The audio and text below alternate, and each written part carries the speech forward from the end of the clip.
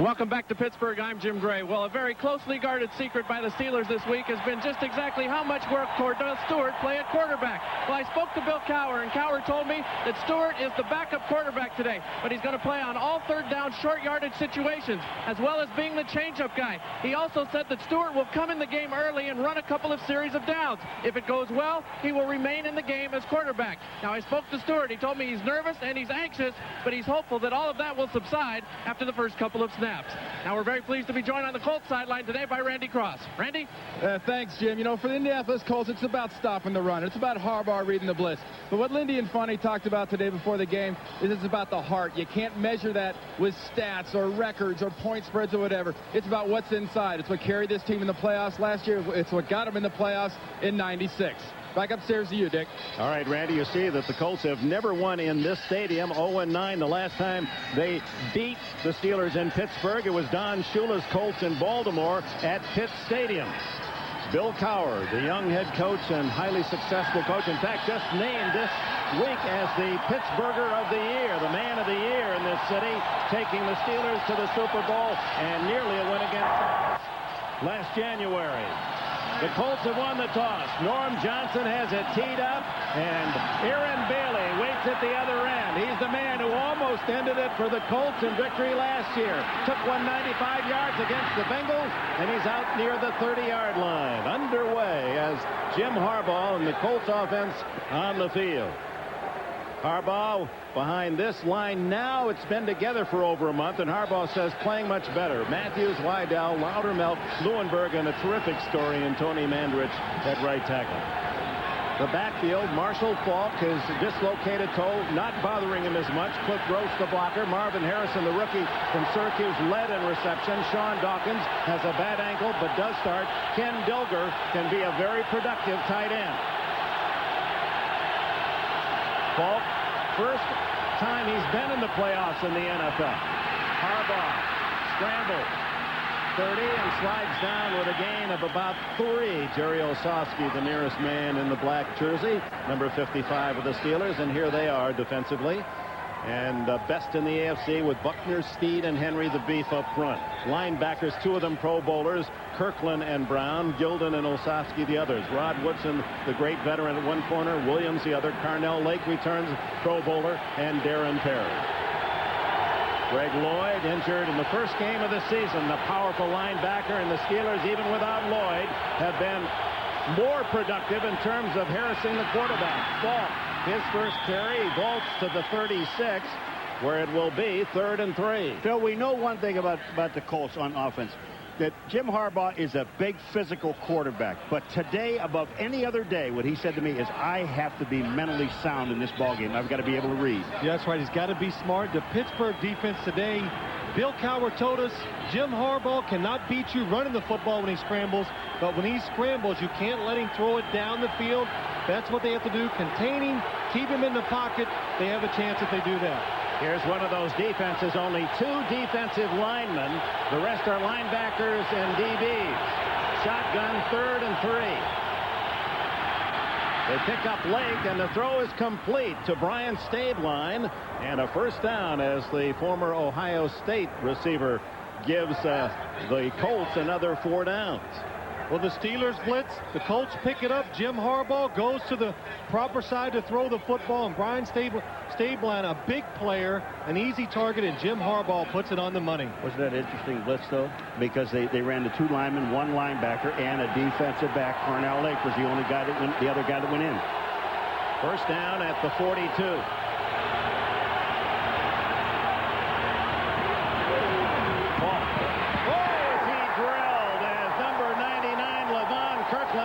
Perhaps the heaviest of the NFL linebackers at 264, got full weight into that charge.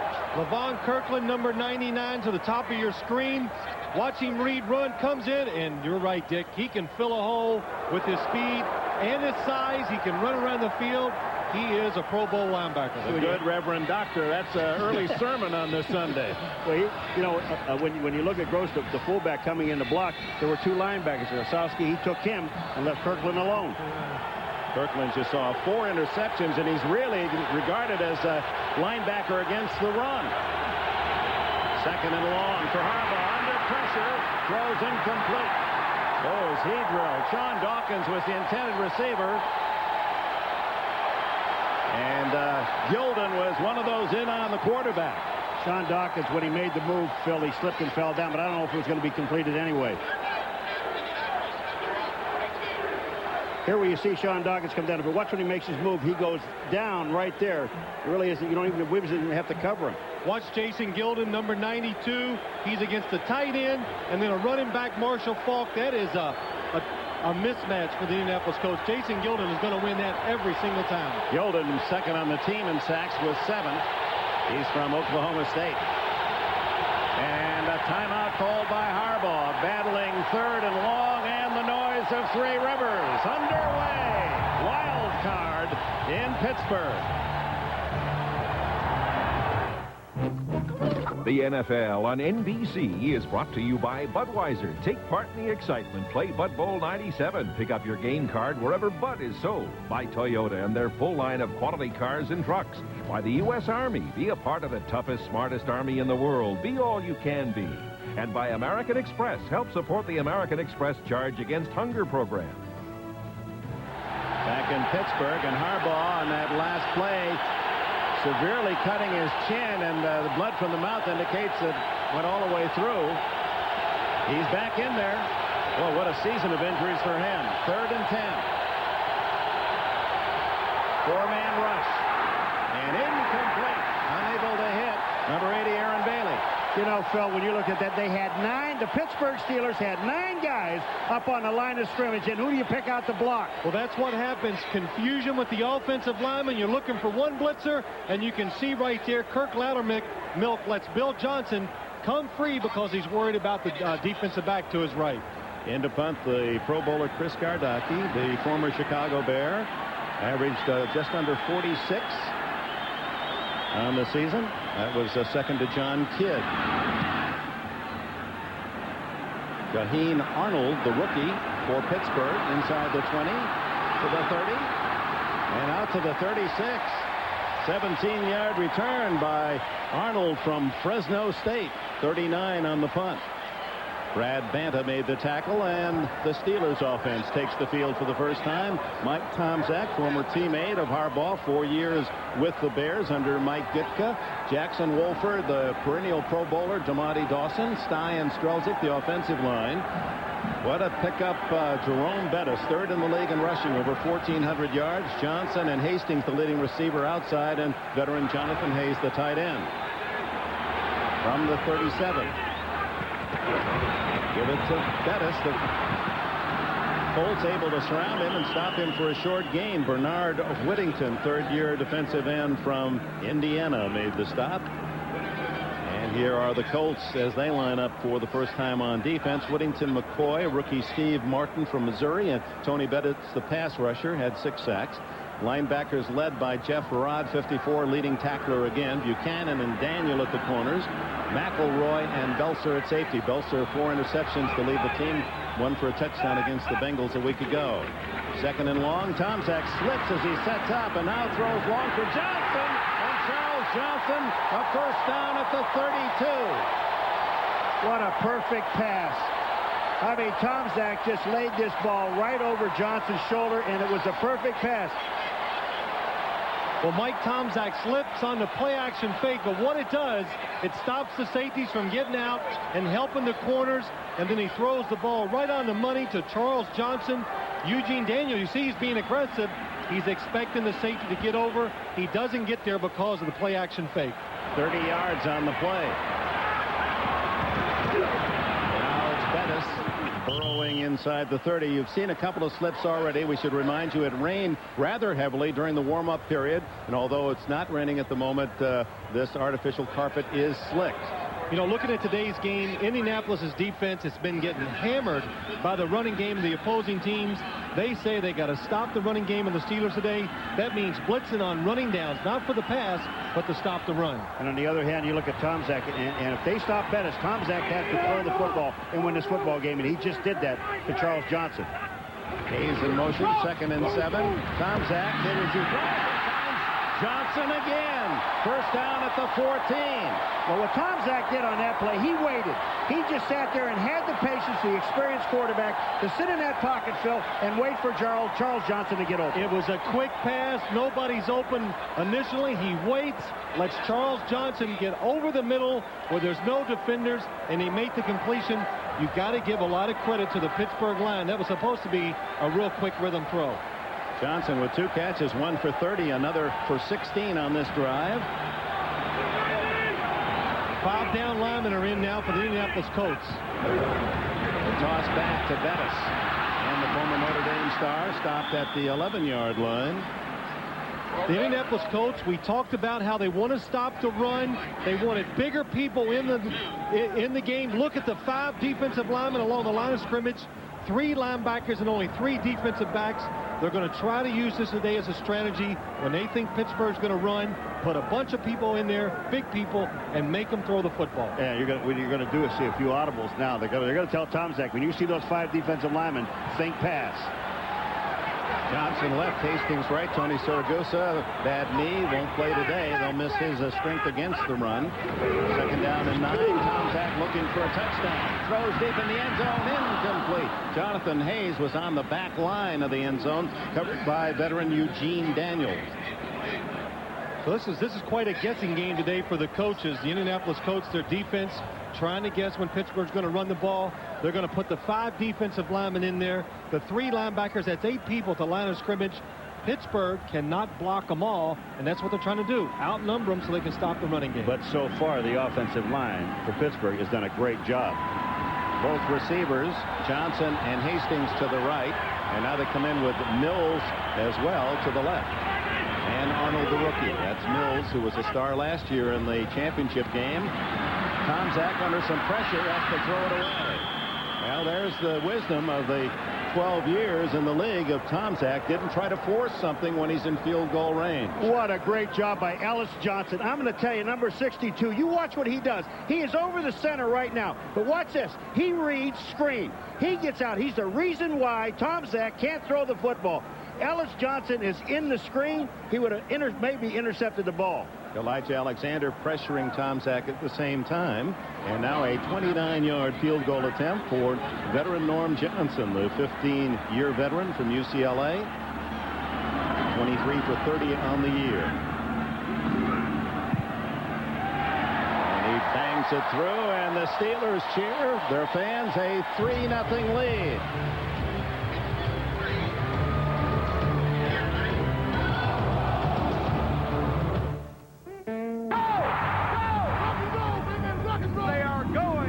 Super Bowl. You better believe it, baby. Yes! This is the NFL on NBC.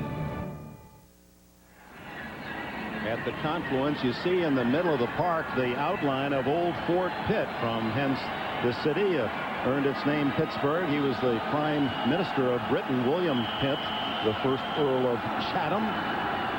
Any relation to Brad Pitt? Yeah, no, I don't think so. It's when the English owned rights to the city, 1761. Ball bouncing down to Lamont Warren, the deep man, the former Colorado star. Looks for a gap. There is none. Dropped at the 17, and a flag drops with it. Dante Jones led the special teams of Pittsburgh. Ed Hockley, the referee, signals the legal block in the back. Indianapolis, the least penalized team in the league this year. Only 76 penalties. Pittsburgh, second in that category. Don't beat yourself, the theme of both Infante. During the return, illegal block in the back by the receiving team, number 53. Half the distance to the goal, first down. And Cower. Number 53 is Sammy Burroughs, and right there. And you can see, that's my pet peeve. If you can see his name, you don't hit the name. Even though it's just a push. So that takes Harbaugh, trailing 3-0, back to the 9-yard line. And you know they'll raise it a level now, these fans, to make it tough on the quarterback of the Colts.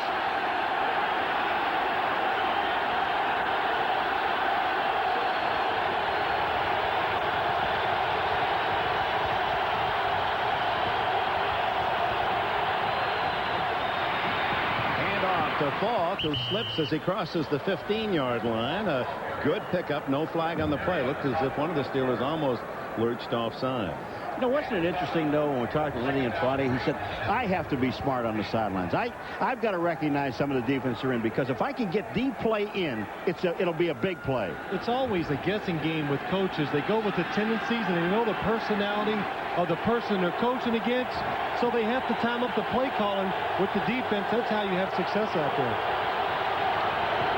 On 2nd and 3, Faulk again, and he's dropped for a loss at the 14-yard line by Chad Brown. Yeah, but Jerry Osowski, number 55, was the guy that was blitzing in.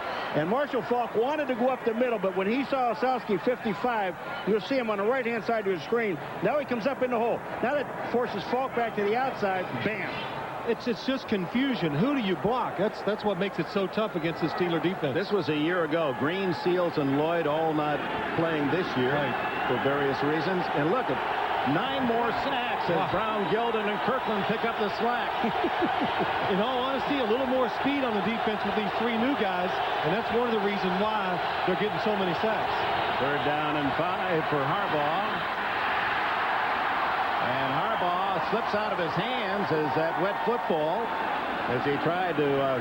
The ball's in the end zone, and I didn't hear a whistle being blown, and there goes the ball out of the back of the end zone. No one went after it. Well, he definitely moved his arm forward. 4th down. Oh, he threw it forward and he hit his lone lineman. Kirk Loudermilk, the center, hit him in the back. Well, Jim Harbaugh is getting ready to throw the football. He realizes, hey, he's covered. Do not let it go. And really, it's a good job by him of not throwing it down the field, making the adjustment, and getting it to the ground. Again, even though it's not raining now, it's had some impact on footing. And now the drift of Harbaugh as Gardocki, the left footer, sent it towards the rookie Jaheen Arnold. Room to run, 40, 50, plenty of room. And finally brought down at the 30-yard line. Mark Stock made the tackle, so Arnold has had returns of 16 and 31 yards.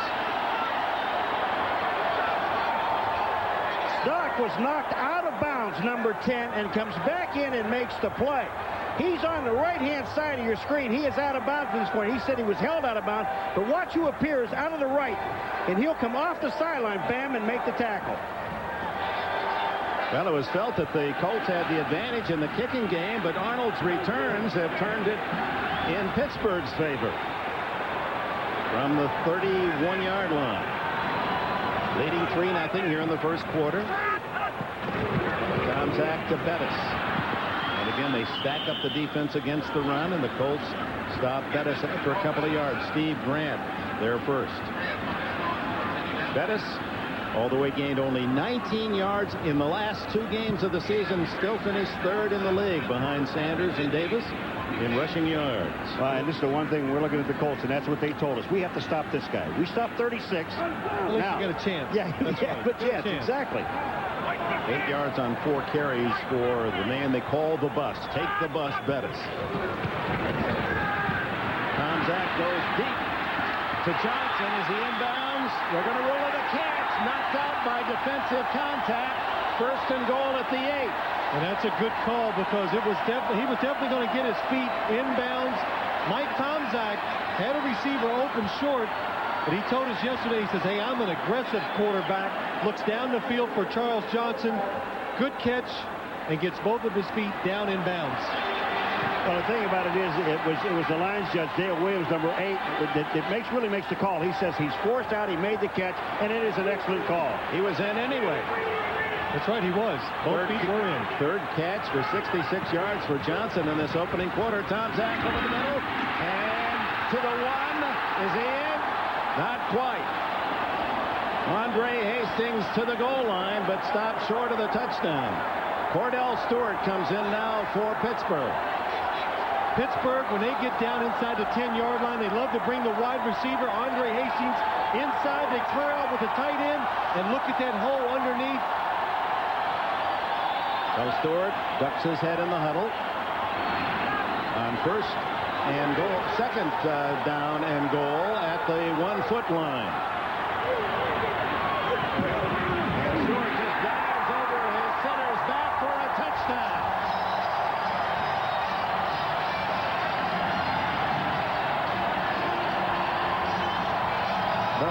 talented Cordell Stewart in his second year.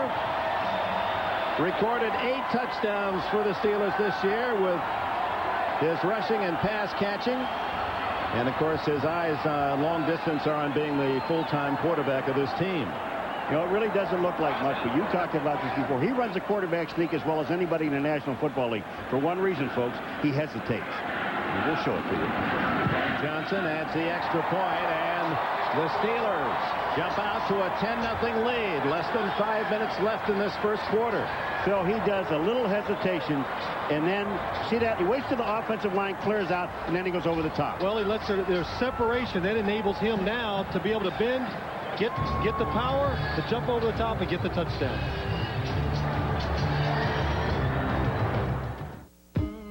He was brave. He stopped a crime, caught the bad guy. But instead of a bonus, his bosses gave him the boot. The whole story, Dateline Sunday on NBC.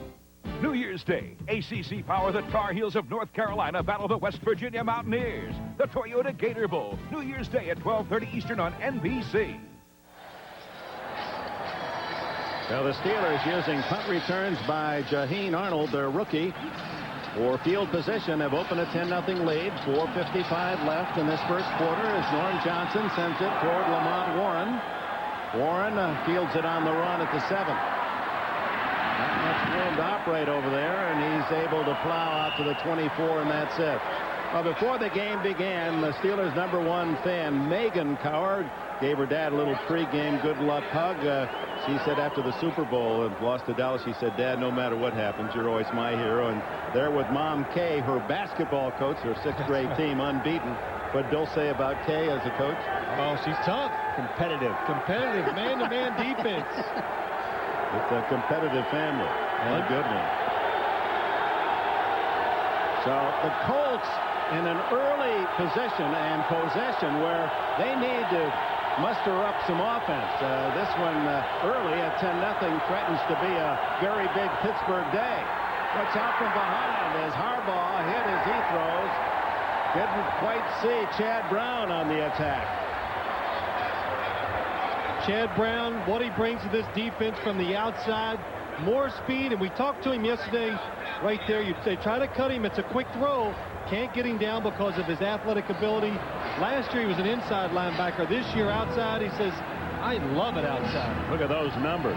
Leading his team in sacks, forced fumbles, fumble recoveries, second in tackles, throws in a couple of picks as well. Only 26 years old.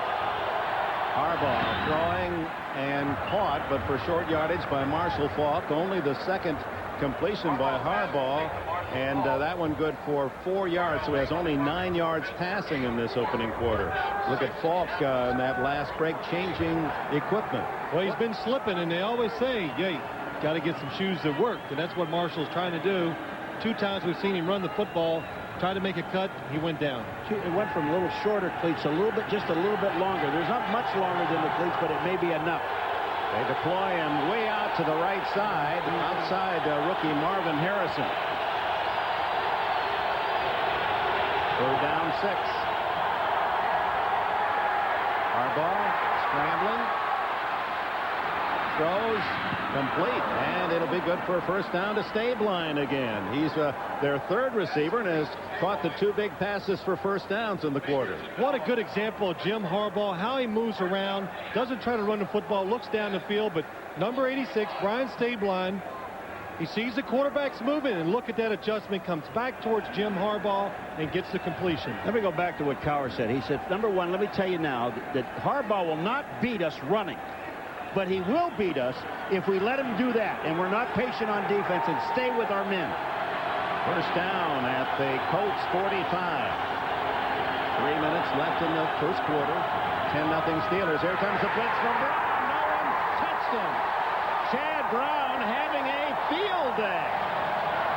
Well, Joe, the Colts, Phil, the Colts are not having a problem in the middle with the blitzing. Where they're having a problem is on the outside, recognizing who's coming and coming from where. And here comes Brown. Well, it's just the speed, and Jason Matthews, there had to be a mix-up right here. Chad Brown, you know he's going to come. Watch Jason Matthews late getting out of his stance, and he blocks down twice already in this game. Blown assignments by the Indianapolis offensive line. When you know the leading sacker, you'd know what his number was and where he is, and you'd better pick him up. 10-yard loss on the play, so 2nd and 20 for Harbaugh. Running for his life, throws, and a good catch. Nope, they did not hang on at the 45. Marshall Faulk covered by Rod Woodson. You know, it's a long day, and I don't care how mobile a quarterback is, and we're talking about Jim Harbaugh. When you don't have time to throw the ball, and you're throwing on the run all the time, and the most important thing, that every time you throw the ball, they're taking a shot at you. Well, I mean, this is hard. That too, but the one thing that always impresses me about Jim Harbaugh, when he is moving, he is the best thrower I've seen in the National Football League, being accurate on the run with it. 3rd and 20 against the blitzing defense. 4-man rush. He throws it long for Harrison. And Harrison was open inside, but the pass floats outside. And the punting team comes on. Well, again, the Indianapolis Colts are just getting overpowered up front. Watch LeVon Kirkland coming. Going to go right around. They're just confused on who to block. Jim Harbaugh does not have time to make a decision down the field where to throw the football. On comes Gardocki, and the man who has sparked the Steelers' 2 scoring opportunities, Jaheen Arnold, with his punt returns at the 23-yard line. Dying spiral, not a Gardocki good kick at all. Arnold gets a block, eludes, and returns out to the 42-yard line. Another good return, 15 yards for Arnold. All Steelers thus far, 10-0. Teammates sponsored by the U.S. Army. Be part of our team in the Army. Come on, boys. Solo left, 35. On, right? Here's Elway firing to the end zone. Sharp touchdown. Denver's awesome air power. John Elway passing to prime targets Shannon Sharp and Anthony Miller has been augmented by Terrell Davis. Their top-ranked offense has pegged the Broncos as the team to beat in the AFC. Back in Pittsburgh, the overhead view from the Goodyear blimp, one of America's most enduring corporate images, floating overhead for our aerial views today. Goodyear blimps have been appearing over major events since 1925. After Arnold's punt return of 15, first down for the Steelers at the 42, the give to Bettis. Slowed up and finally dropped after a gain of a yard at the 43. Harbaugh, you saw on the NFL and NBC pregame show, his favorite movie, It's a Wonderful Life, with James Stewart, and in that, George Bailey, the main character, suffers cut mouth. And Harbaugh really living it out, and it ain't so wonderful so far. No, it isn't. Yeah, but you know, he needs a little blood, so he starts playing the better. So sometimes we've seen him too much. Really? Well, oh, really, yeah, I'm sure he's glad to hear that, but he plays well under adversity. 2nd down and 9. Back again. He finds a hole this time and bulls his way to the 45 in Indianapolis territory. You know, it's just a matter of time. They've tried to run Bettis off the tackle, get him a little bit wide. Well, that's not his strength. His strength is straight ahead. When he gets the ball and just goes straight. Tomczak goes back, hand him the ball. There's no wavering or anything. He just runs straight up the middle. There's the hole. There's where he's the most powerful, when he gets his shoulders square to the line of scrimmage. Only Barry Sanders of Detroit had more runs this year over 10 yards. Bettis ran 41 times for 10 plus. He gets the call again. The bus rumbling. Another first down to the 34. Ray Buchanan. 11 on the play. Well, we talked about it earlier. Indianapolis would like to get a little more mass, get some bigger people up front, and this really illustrates why. Brendan Stein, number 68, coming outside, kicks it out, and Jerome Bettis, he's getting 8 and 10 yards down the field before the first defender even hits him. Pretty tough, too, at 250 pounds when you let Bettis get that kind of speed. Yeah, what did he say yesterday? He says, when I start running in there a lot, I start hitting them. That defense gets tired of it. Wait to see me in the 4th quarter. On the roll, Tomczak looking to throw back, and then he throws deep downfield. No one there. Ernie Mills was the closest receiver, but the Colts had that well covered. You know, we talked to Bettis yesterday, and one thing that was impressive about it, you know, speculation is he heads, gets over 1,200 yards, he can leave this football team, whatever it is. But when you look at Bettis, you talk to him, he loves this system. This system is made for him. It's made for any big running back. Yeah, with the Cardinals last year, only 3 touchdowns and 637 yards down. But look at this year with the Rams, last year in St. Louis. And then as a pickup this year, 10 times they had 100-yard games to lead the NFL runners. Grabbed by the ankles this time as Steve Morrison, who played at Michigan, able to wrap him up. And we're in the final seconds of this first quarter. And Bill Cowher, couldn't blame him if that was a smile. His Steelers lead 10-0, driving for more. You're watching the NFL on NBC. We start the second quarter, 10-0 Pittsburgh. For complete online playoff coverage of every game, log on to NBC.com/sports. This week, NFL on NBC analyst Phil Simms explains what goes into being a great NFL quarterback as he ranks the 10 best in the NFL and breaks down the qualities of each. www.nbc.com/sports. We understand he ranked himself as 1 and Joe Theismann as 2nd. Does that tell you how good he is?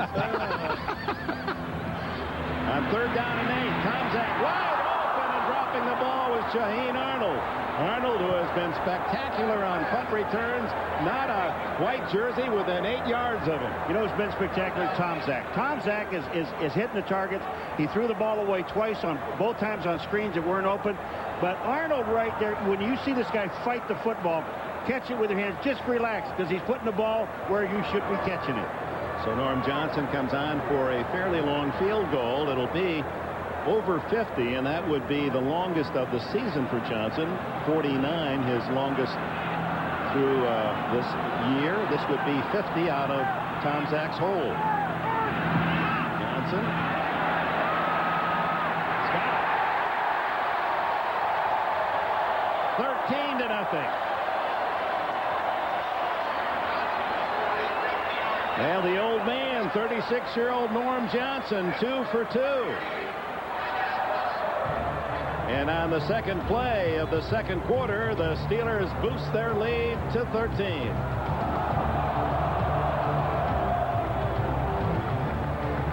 The NFL on NBC is brought to you by Honda, vehicles designed to help simplify your life. By United Airlines and its more than 50,000 employee owners. Come fly our friendly skies.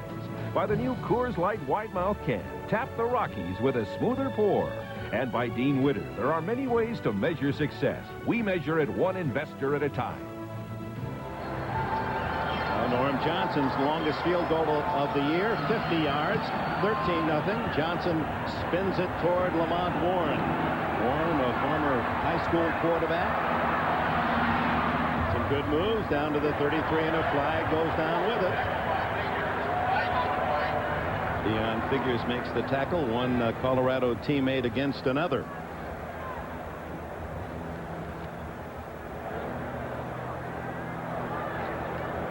Colts pointing as if that's against the Steelers. Illegal use of the hands against Pittsburgh defensively on the kick return. You don't see that call very often. No, and it's got Bill Cowher a little confused also. During the return, illegal hands to the face by the kicking team, number 24. 5-yard penalty, first down. So the Colts will start at the 39. Number 24 is Chris Oldham. There it is, the hands to the face right there. Can't touch the mask, and I love the call because it'll stop it the rest of the game.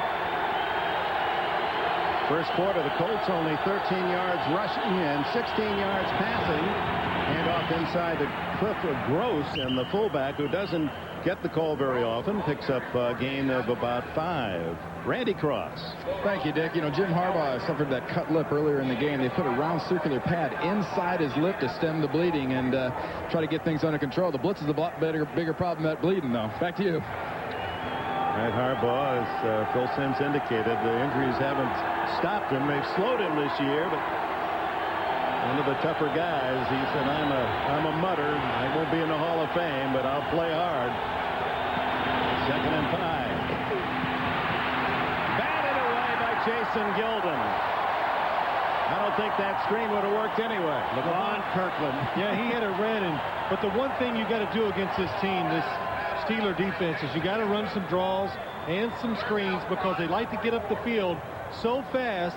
That's how you counter against it. And Jason Gilden, new this year, big, fast on the outside, really pressures the quarterback very well. You know, and we asked Cowher about his defense. What do you do with Harbaugh that scrambles around? Do you inhibit these guys at all? He said, no, I don't do that. What I do is we run our defenses. Just make sure you know where you're supposed to be and get there. 3rd and 5. Harbaugh out of the shotgun. 4 wide receivers. The quick pattern and no flag as it was intended for Marvin Harrison. Looked as if Rod Woodson was there a bit early. Well, it looked like he was there a lot early. Up top of your screen, you watch Rod Woodson against Marvin Harrison. The ball comes. Definitely contact before the ball got there, and it stopped Marvin Harrison from making the catch. So Gardocki comes in to punt, and Gardocki, who was best in the AFC in net, 39 yards a kick, is only 21-3 today, as you can see. There's the reason. Jaheim Arnold averaging 21 a return. Beautiful kick this time, very high. Arnold at his 10, calling for the fair catch. They'll spot it at the 11-yard line. 45-yard punt, no return. 13:47 left in the opening half. This is Randy Cross back in Pittsburgh. You know, the general drift of this conversation with Tony Saragusa and the defense. Hey, guys, we're catching. We're playing soft. We got to come out here and punch these guys in the mouth. Back to you, Dick. Hey, well, that's Saragusa. He's to the point, if nothing else. Getting ready for his coaching career. A roll by Tomczak, and then he throws underneath to a tight end, Kurt Botkin. And Botkin is all the way to the 29-yard line. An 18-yard reception for Botkin out of Arkansas, who caught only 4 passes during the regular year. Well, it's a good job by Kurt Botkin. Watch him to the right. Bernard Whittington, who he's blocking, he stays with him, and he throws him to the ground, and look how wide open he is. And they say he can run, he can do something with the ball once he catches it. Watch Whittingham, you know, he grabs him like trying to hold him from getting out, but Botkin makes a good play. He gets away, gets downfield, gets open because he was the primary target. 18-yard gain was his longest in the pros as Bettis wrestled down at the 30-31 by Jeff Harrod and Steve Martin. Jeff Harrod from Mississippi, again leading the Colts in tackles this year. Number 54 is Jeff Harrod, and watch him. He's ISOing him individually. Goes down the line, he reads Bettis. He's going to get some help. Back inside, makes the stop. Now, all right, they've kind of shut down Bettis. He had 2 runs. They shut down Bettis, but Tomczak is going to kill him. There you see Harrod, who has led the Colts in all but one of the last 7 years in tackles. Well, we talked about earlier how they can't stop the run, this Colt defense, and I got to say they've done a great job in the past of stopping the passing game. Bettis, Whittington slowed him down, and Harrod finished him off for a loss, a rare loss handed to the bus. Well, this Indianapolis Colts defense, they've got to be aggressive anytime they think there's a run. 2nd and 10, the Steelers will run it. And watch the aggressiveness of Jeff Harrod. Beats the block, gets across the line of scrimmage, and does a good job of making the tackle. They beat the block of one of the better centers in the National Football League, Damani Dawson. And guy Harrod, well, a veteran now at 30, built like Mike Singletary. 3rd and 10. Tomczak shotgun. Pressure comes from outside. He has to throw this one away. No one that close. Ernie Mills was in the area. Let's go down to Randy Cross. Thank you, Dick. You know, over on the Colts sideline, they've been rubbing on the back of Jim Harbaugh's neck and shoulder area with that liquid heat stuff, trying to loosen him up, so it's having a little effect, that pounding he's taking on his neck and upper shoulder area. Back to you. Well, Harbaugh has not been protected all that well all season, even against defenses not as rash as this Steeler outfit. And with a cut lip today, but the Colts trailing 13-0, about to get the ball back as Josh Miller to punt it to Ray Buchanan. First punt for Miller, free agent out of Arizona, picked in the CFL, and hits a good one. Driving kick. Wow. And that one takes a perfect Steeler bounce. That doesn't go out of bounds, and Buchanan fields it now. Stopped at the 15, 16-yard line. 59 yards. So Miller out kicking Gardocki. You know, Dick, if you kick a bad kick, they yell at you when you come to the sideline. But when you kick it really good, this is what they do to you. They kind of jerk you around a little. Doesn't pay to kick the ball very well. Those special teams coaches, Ron Zook, they're physical. Ball for 2 to the 18 as the Colts again start deep in their own end from the 16 after that 59-yard Josh Miller punt against the steel curtain. And these are numbers reminiscent of another generation of those great Steeler teams of the 70s that used to dominate on that side of the ball. In the AFC, at least, Pittsburgh has done all of that. And Greg Lloyd has been on the sideline since game 1. Well, I'd like to say to Greg, now don't mess them up because they're playing pretty well. So don't overcoach this defense right now.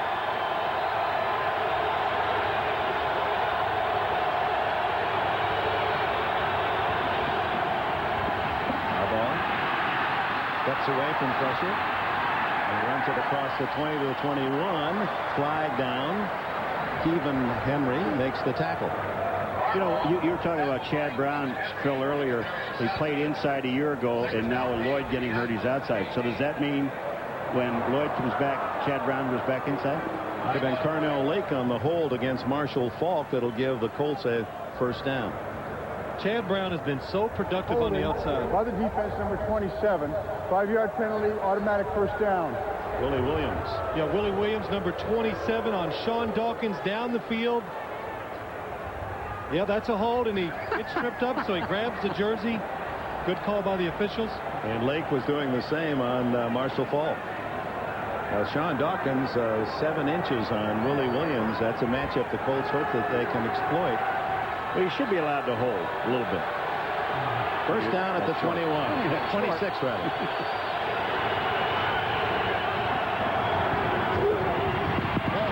Runs into his own man. His own man being pushed by Rod Woodson.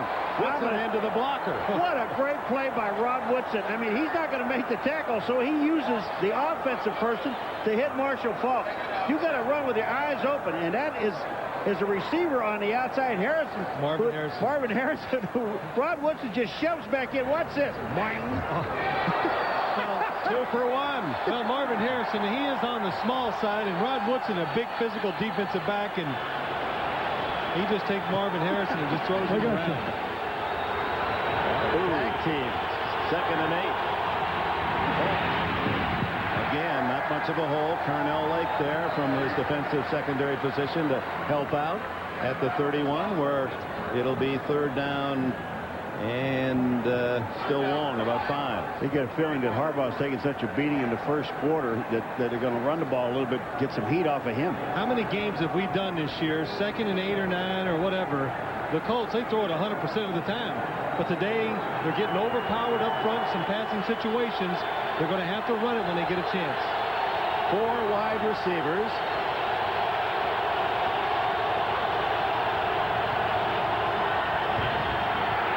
Harbaugh throws complete to Harrison, and the rookie from Syracuse has his initial catch of the day and a first down. 10 yards on the play to the 41. Carnell Lake on the blitz.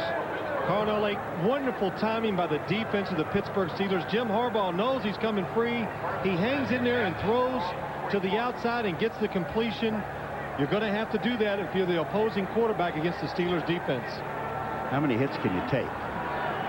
But you know, the Steeler defense, the one thing they do, Paul, they time their blitzes perfectly almost every time, so the offense is caught by surprise. Toss to Faulk, who juggled for a moment and then staggers out to the 45-yard line. Darren Perry from a safety position down to trip him up. Perry on his 28th birthday today. Marshall Faulk.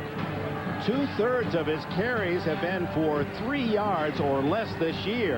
Here's a man with all that speed and great talent, bothered by a dislocated toe and just unable to generate the kind of offense that the Colts have expected from him. Well, it says everything about this team. They don't give the ball to him enough in running situations, and the offensive line, until the last few games, has been a problem all year long.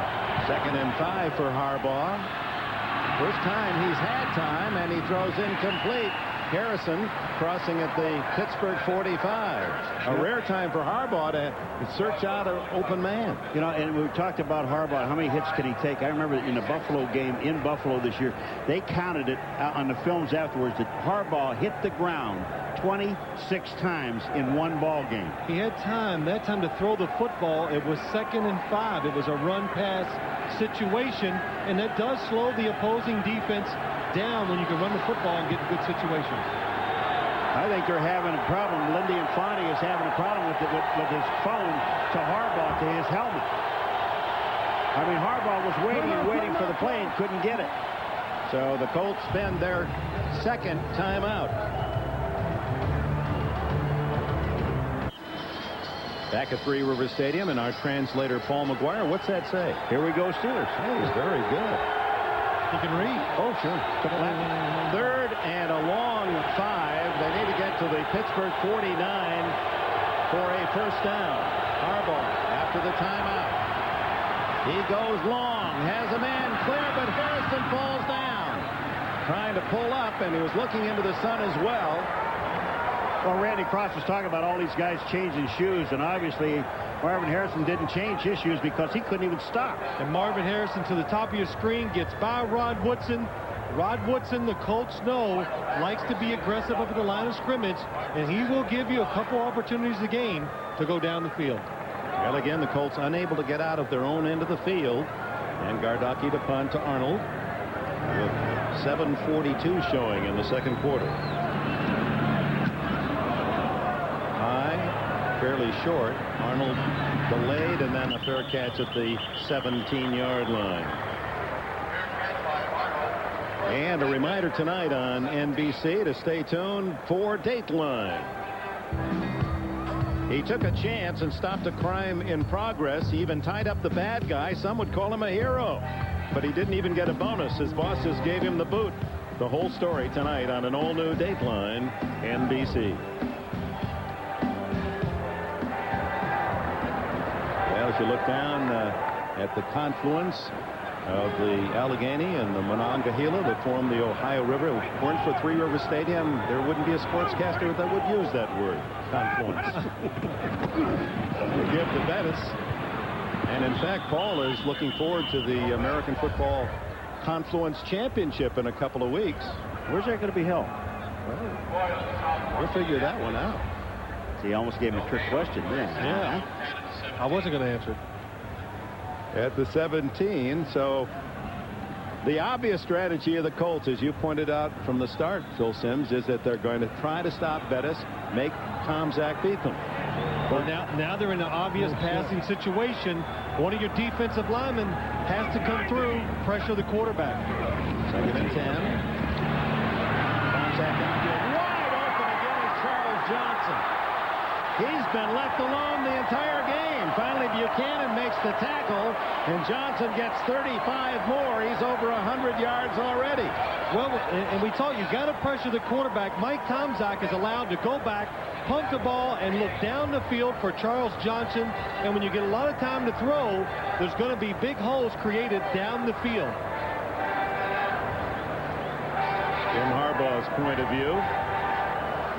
He's saying, man, if I had that kind of time, I think I can make that play too.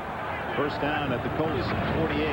Tomczak will throw on first down, dumps it off to Tim Lester, and Lester is to the 45-yard line, the fullback from Eastern Kentucky. When Lester and Bettis were both with the Rams and Bettis made the Pro Bowl, he took Lester as blocker as a gift to Honolulu, and now they're rejoined here in Pittsburgh. Watch Morrison, number 52, the linebacker. Does he make a great play? He gets off to Monty Dawson, and number 52 makes the play. That's outstanding defense. But the Steelers are catching on. The Colts taking chances, trying to stop the run on first down. They throw the screen, trying to take advantage of that, and it takes a good play to stop that from being a big play. 2nd down and 6 as you look at Tomczak, 130 yards passing. Bettis held to 34 rushing. The pitch back is to Andre Hastings, and that didn't work as he's down to the 43-yard line. It'll be 3rd down and about 4. McCoy and McElroy Applied the tackle. That play is telegraphed from the time you leave the line of scrimmage. I mean, Hastings is taking a wide berth coming back, and there's a toss that shows the entire defense where the guy's coming from and going to. Well, that's one of those plays that doesn't even work in practice. I watched them practice Friday. They ran it twice. It looked bad then and looked bad there. Third down, a short 4. Tomczak shotgun. Colts need a stop, trailing 13-0. Intercepted by Eugene Daniel. The veteran Daniel on his way for a big play. The Colts have a touchdown. 59 yards for Daniel, who has played more games than anyone in Colts history except Johnny Unitas.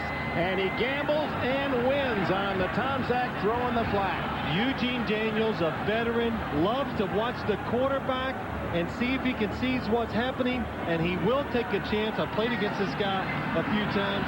He took some of my passes because he will take the chance when the opportunity is there. And there was no reason for Tomczak to throw this ball. Do you know why? Because there was only a 3-man rush by the Colts, and they were not pressuring him. He just throws the ball out. Eugene Daniel gambles a little bit. He knew the play, made the touchdown. Boy, is that reminiscent of yesterday. What a big play. From 13-0 and maybe more Pittsburgh, it is now 13-7 as Blanchard kicks the extra point. And how about yesterday, Jacksonville's Clyde Simmons, when it appeared Buffalo very much in control early, gets that shovel pass touchdown. Here's Daniel. Yeah, getting dominated in every phase of the game, and something turns around. Mike Tomczak, look at Eugene Daniel. He saw Mike Tomczak the whole way, and he made the break as soon as Tomczak started to go into throwing motion. Good timing and being smart. Ernie Mills is coming to the outside, and Eugene Daniel just reads it perfectly. But again, Phil, when you look at it, Tomczak has no business throwing this ball because there was no rush on him at all. They had a 3-man rush and nobody even close to him. Paul, he saw this guy, but what happens is, you know, you always don't make great judgments as a quarterback. You say, hey, he won't get there to make the play. Then he makes it, and you go, wow, he's a little quicker than I thought. So that's what happened that time to Mike Tomczak. I mean, this team, the Colts, they ought to scare you because how many times have we seen this team down? I mean, dominated totally by the defense of the Pittsburgh Steelers, 13-0. It looks like, no chance for this team to do anything. All of a sudden, they get this break. They're within a touchdown of taking the lead. Well, Eugene Daniel, the oldest Colt, 35, most years, 13. He was on that first team in Indianapolis, and he had a touchdown this year, one of his 3 interceptions. He has now his 4th career interception touchdown, and what a big play. It appeared that Steelers were going to at least get 3 out of that drive and be up 16-0. Ernie Mills to the 30, to the 33-yard line on the kick return. Sammy Burroughs with a tackle. Well, you know why he made the interception? Watch this. Eugene Daniels cutting the sleeves off. Makes him faster. This is the previous series. Before that last series, he cut off his sleeves. He said, all right, let me go to work here. You must have got hit too many times as a punter. That's really, what are you talking about? Well, that's called rolling up your sleeves. Roll up his sleeves. Symbolic of going to work. But wait, when you got arms like that, you want to hide them? Eugene, you can run, but those arms they're not showcases. So Tomczak and the Steelers a bit shaken, leading now only 13-7, and it's Bettis to the 37, 38-yard line. Jeff Farad around his knees for the tackle. Jim Gray. Thank you, Dick. Well, after Tomczak threw that interception, he walked over to the bench, sat down all by himself. Not one of the players came over and said a word. Finally, before he went back into the game for this series, Bill Cowher came over and just kind of patted him, said that's all right. But none of the players really came over and said a word to him. Dick?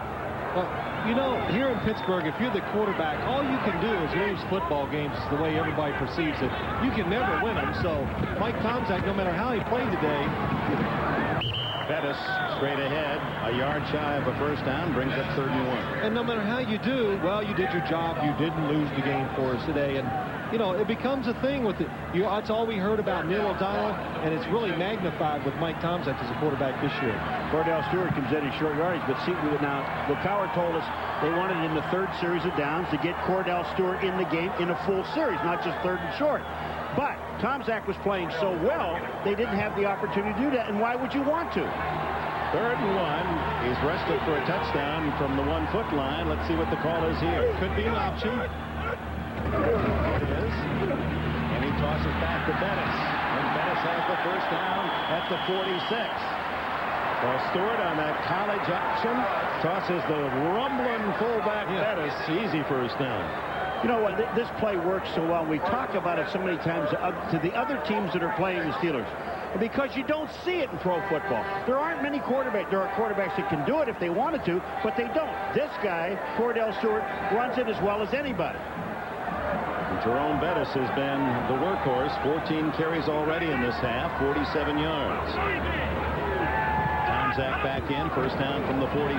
The toss is incomplete to Jonathan Hayes, and that one had juggle and possible interception written on it as Hayes was battling to pull it in. Well, it's first down, and Ray McElroy, the strong safety down at the bottom of your screen, is going to come, and Jonathan Hayes reads it, breaks out in the flat, but the ball is a little high, and that's how you get in troubles as a quarterback, letting the ball go high, because tips, interceptions result sometimes. Jeff Farad covering the tight end. It's 2nd and 10 from the 46 with 2:28 left in the half. Farad trying to blitz, picked up, and contact throws incomplete, intercepted on the deflection, intended for Kurt Botkin, and Ray McElroy, who did not have an interception in the entire regular season, has the 2nd pick of this quarter for the Colts. Well, we've seen players slip today on this field, and that's what happened on that play. He's wide open down the field. He slips. He regains his balance. He looks up. The ball hits him right in the chest. And Ray McElroy does a good job of catching the rebound. Watch him go down the field. He makes the move. He's wide open. Slips a step, and that causes the interception. Well, you can just tell that what Tomczak is doing. He is throwing to the spot. The spot was right where he was supposed to throw the ball to. The only problem is he didn't see him slip. Now 2:21 left in the half, and on McElroy's interception, it's a first down. Colts at the 40. Play action for Harbaugh. Steps up and goes long for Harrison. Harrison has it at the 12-yard line. What a throw and catch as the rookie Harrison picks up 48 on the reception. It looked like to me from way up here that Rod Woodson actually got his hand on it. But it's a little move by Marvin Harrison to the outside, gets him past Rod Woodson, and it goes between Rod Woodson's hands. He is going for the interception. That takes us to the 2-minute warning. The Colts, believe it or not, are threatening to take the lead. One of the best in the league early on. The Steelers were plus 12 through 11 games, winning only 2 of their last 5, and then counting this game, they're a -7. Down 2 today on 2 interceptions, and with 2 minutes to go, the Colts trailing by 6. First down at the Steelers' 12. Slamming through is Cliff Gross, the fullback from Texas A&M, where he rarely carried. He did all the blocking for men like Greg Hill and Rodney Thomas and Leland McElroy. It's a nice changeup by the Colts. Everybody sees Marshall Faulk going to the left. Then you bring big Cliff Gross up the middle. It makes the Steelers hesitate just for a second. He can use his size to barrel in there and get an extra yard or 2. 2 good plays by the offensive line. On the Harbaugh throw, he had all day to throw the ball. He could step up. And then on this running play, excellent blocking by the front 5. Second and a long 4. Harrison in motion. Harbaugh sacked at the 15-yard line. Flag is down. And the Steelers might have gotten an early jump. Jason Gilden, one of the 3 to hit Harbaugh. Now the penalty. Before the ball was snapped, false start by the offense, the right end. 5-yard penalty, it remains 2nd down. So no play as Dilger, the tight end, moved early. Well, that just goes to show, even in a running situation, Dilger, down at the bottom of your screen, moves before the ball is snapped. But even in a running situation, Pittsburgh still gets to the quarterback on a play-action fake. Well, what the Pittsburgh Steelers are telling you, if you're going to get in the end zone, you're going to have to throw it in. You're not going to be able to run it in. So that takes away most of the game by Gross on first down, brings up 2nd and a long 9. And Dilger, number 85, their great tight end, has been very, very quiet. Faulk in motion. Harbaugh throws to him. And Faulk looking for some help, and there's no block out there. It gets to the 9-yard line. It'll be 3rd down and about 7. You see Marshall Faulk, he catches the ball, and he looks up, and there's Willie Williams there, the little guy, and he says, well, maybe I can't juke him. I'll just try to run over him. So he just puts his head down and goes. Colts in no hurry here. They want to be sure that the Steelers are not left with any time, regardless of what this outcome may be. And the Colts only have 1 timeout. So what they would, if they're going to have to use it, they'll use it for the field goal. 3rd and 7.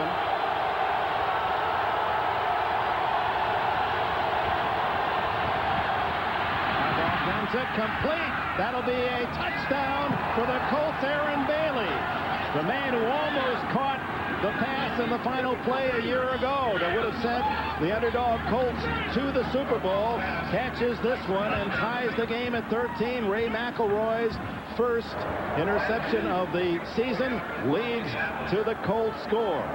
And now on comes Kerry Blanchard for the extra point, and what a turnabout here after the Eugene Daniel interception for a touchdown. Is this place a little quiet? I mean, you don't hear this place this quiet. Blanchard drives it through. 14-13 Indianapolis. 31 seconds left in the half. Aaron Bailey with the touchdown. He did not have a touchdown all season long. So McElroy's first interception, Bailey's first touchdown, and it's a wonderful half after all for Jim Harbaugh.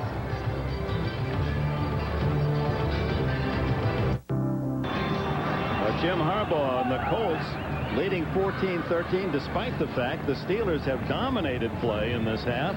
A couple of interceptions leading to the 2 touchdowns, and now a 1-point lead with a half-minute remaining in this first half. You know, Carnell Lake talked to the defensive backs before this game started. He said, remember, don't think about winning this game or losing this game. Just think about the job that you have to do and do your job. Carnell Lake is the guy that got beat. Gardocki sends a low skidder, and it's scooped up by Jaheen Arnold. With a running start, and what a hit by Steve Martin, the defensive tackle. Well, let's look at the touchdown play and how Aaron Bailey, the top of your screen, goes down and works back outside. The defender has good position on him. He fakes inside, he breaks out, and the really important thing is where Jim Harbaugh delivered the football down and away, something Lindy and Fonte taught him last year. When you think the receiver's covered, he's really not. Just be good with the placement of the ball, and that's what made that such a successful play. Jim Harbaugh's good throw. And Ray McElroy, who the second year from Eastern Illinois. And Lindy and Fonte's team showing heart despite the fact they have only 6 first downs this entire half, and Tom Zach will take the kneel down, and that doesn't please the Three Rivers audience. But if things are not going well for your team, don't press the issue. Get in there at halftime and start over. Well, Bill Cowher has to be shaking his head as he goes back to the locker room with the fact that his team played very well, seemed to dominate action, but 2 interceptions lead. One to Daniels' touchdown on the interception, and another to the long throw to Harrison, and then the touchdown strike to Aaron Bailey. 14-13 at the break. We'll return to Pittsburgh after these messages from your local station. Thank you, gentlemen. And of course, the game plan in the second quarter was to stop Bettis, and they did. 6 carries, 14 yards, forced Harbaugh to throw. And as we look at the Coors Light halftime statistics, it'll show you the results. The 2 interceptions being key to Indianapolis holding the 14-13 lead. Well, that is the whole key to it. You take those interceptions, and what they did with them after the interceptions, Phil, is what made this game back where it is. Eugene Daniel, the ageless one, 35 years of age, made the first big play. Well, good job by Eugene Daniels reading the quarterback. He's a veteran. He knows when to take a chance, and the gamble paid off for him. And then you get the lucky break on the Karam interception by McElroy, and then Harbaugh hitting Aaron Bailey right around the shoe tops, and that gave the Colts the lead with a half-minute left in the first half. Well, you have to feel at this time, the way Pittsburgh dominated play, that this should be 10, 14-point lead for the Steelers. Well, it should be, but they got to deal with the adversity, and I got to say this, I really disagree with Chris. If you're taking away the running game of the Pittsburgh Steelers, you keep your thrower in there. you don't bring a runner in there. You keep the thrower. Mike Tomczak has thrown the ball very well. He made one bad decision throwing the flat. The second interception, the ball was perfect. He's throwing it down the field. He's putting a lot of pressure on the Indy defense. You know, the one mistake did hurt him, though. And Mike Tomczak is the quarterback for this football team that's going to take him to the Super Bowl if they're going to go. It's not going to be Cordell Stewart. All right, we're ready for the second half with the Colts leading 14-13, and the Steelers will get it first. Bill Cowher showing a very casual attitude on the sidelines, as if to say, well, okay, so they are ahead 14-13, but there's no question. He's trying to tell his team, we're so much better. Don't be concerned about what you see up there in lights. I love Bill Sims disagreeing with Chris Collinsworth. Why is that? Because it's not you? No, I agree with you. I don't think it's Cordell Stewart time.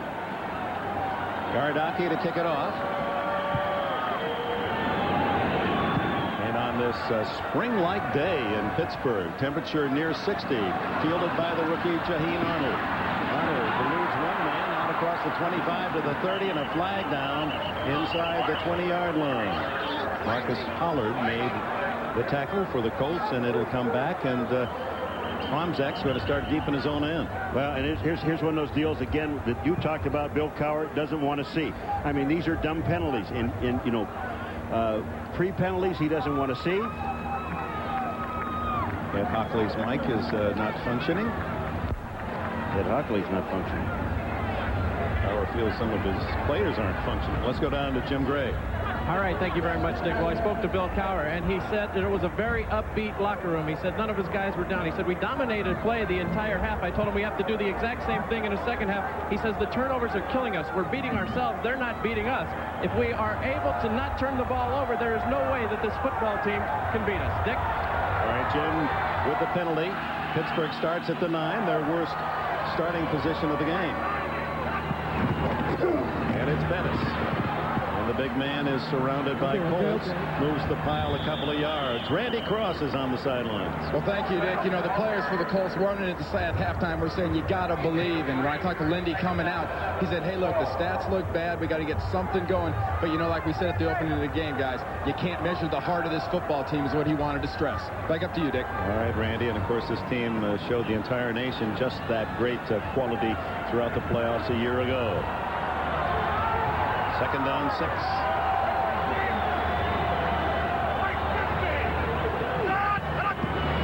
In motion, and Tomczak under pressure throws it sidearm and caught by the tail end Botkin. And Botkin pushed back but had the first down up near the 20-yard line. Steve Morrison and Ray Buchanan in on the tackle. Pretty good throw by Tomczak under pressure. That is a tremendous throw. It's a tremendous throw, but I think it's a big gamble, too. He's under pressure by Grant, number 59. He sidearms the ball out to Kirk Botkin for the first down. A good job by Botkin going inside and creating a little hole for himself, but big throw to get out of trouble by Mike Tomczak. First down at the 21.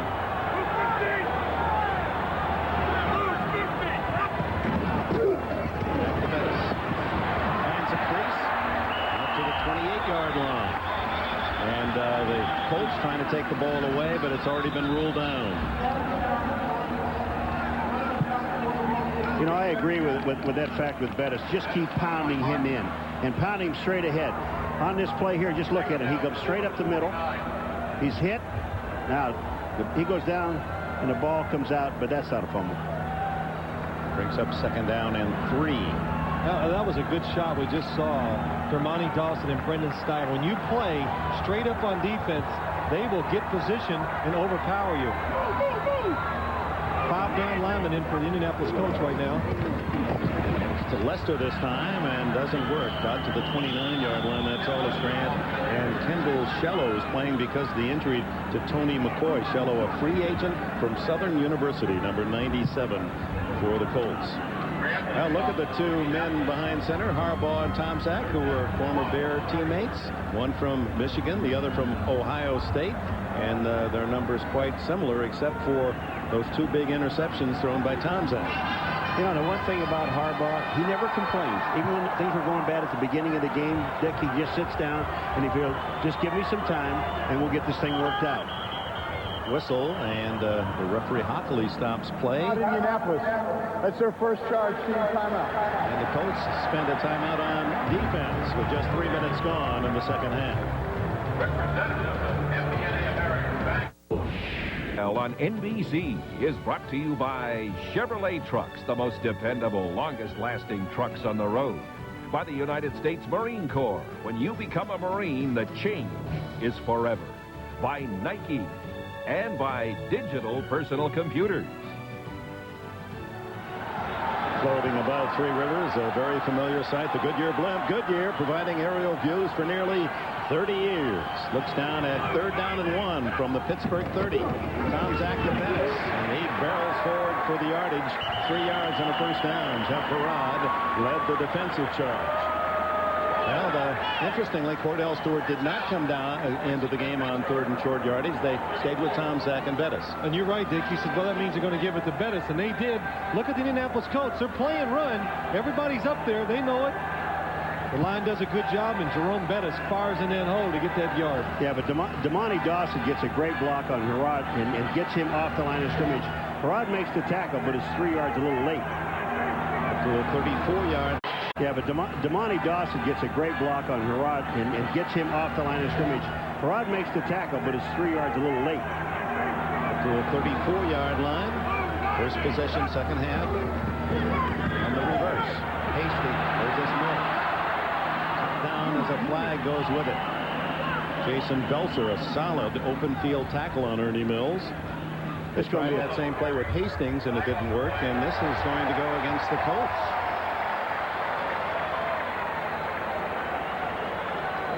Illegal use of the hands by the defense, number 95. 5-yard penalty and automatic first down. Bernard Whittington, who uses his hands as a rather accomplished piano player, but that's he had the wrong keys on that one. Here's Bernard Whittington down at the bottom of the screen. Has his hands on the face mask. And boy, he keeps him there forever. That could have been a 15-yard personal foul penalty. The only time I think they'll call a 15-yard penalty is if you take his head and turn his head and spin the guy around. Other than that, if you just get him in the face, that's only a 5-yarder. 43-yard line, the spot, first down for the Steelers, trailing by a point. Tom Zach off play action. Rolling, and baiting, and throwing complete. A good leaning catch by fullback Tim Lester at the 46-yard line. Jim Harbaugh retooled on the sidelines. Harbaugh waiting for his first chance of the second half. If you joined us late, took a vicious hit in the chin, opened a wound that appeared to go all the way through from the outside into the inner mouth, but battled on and rallied his team from 13-0 to the lead. 2nd and 7.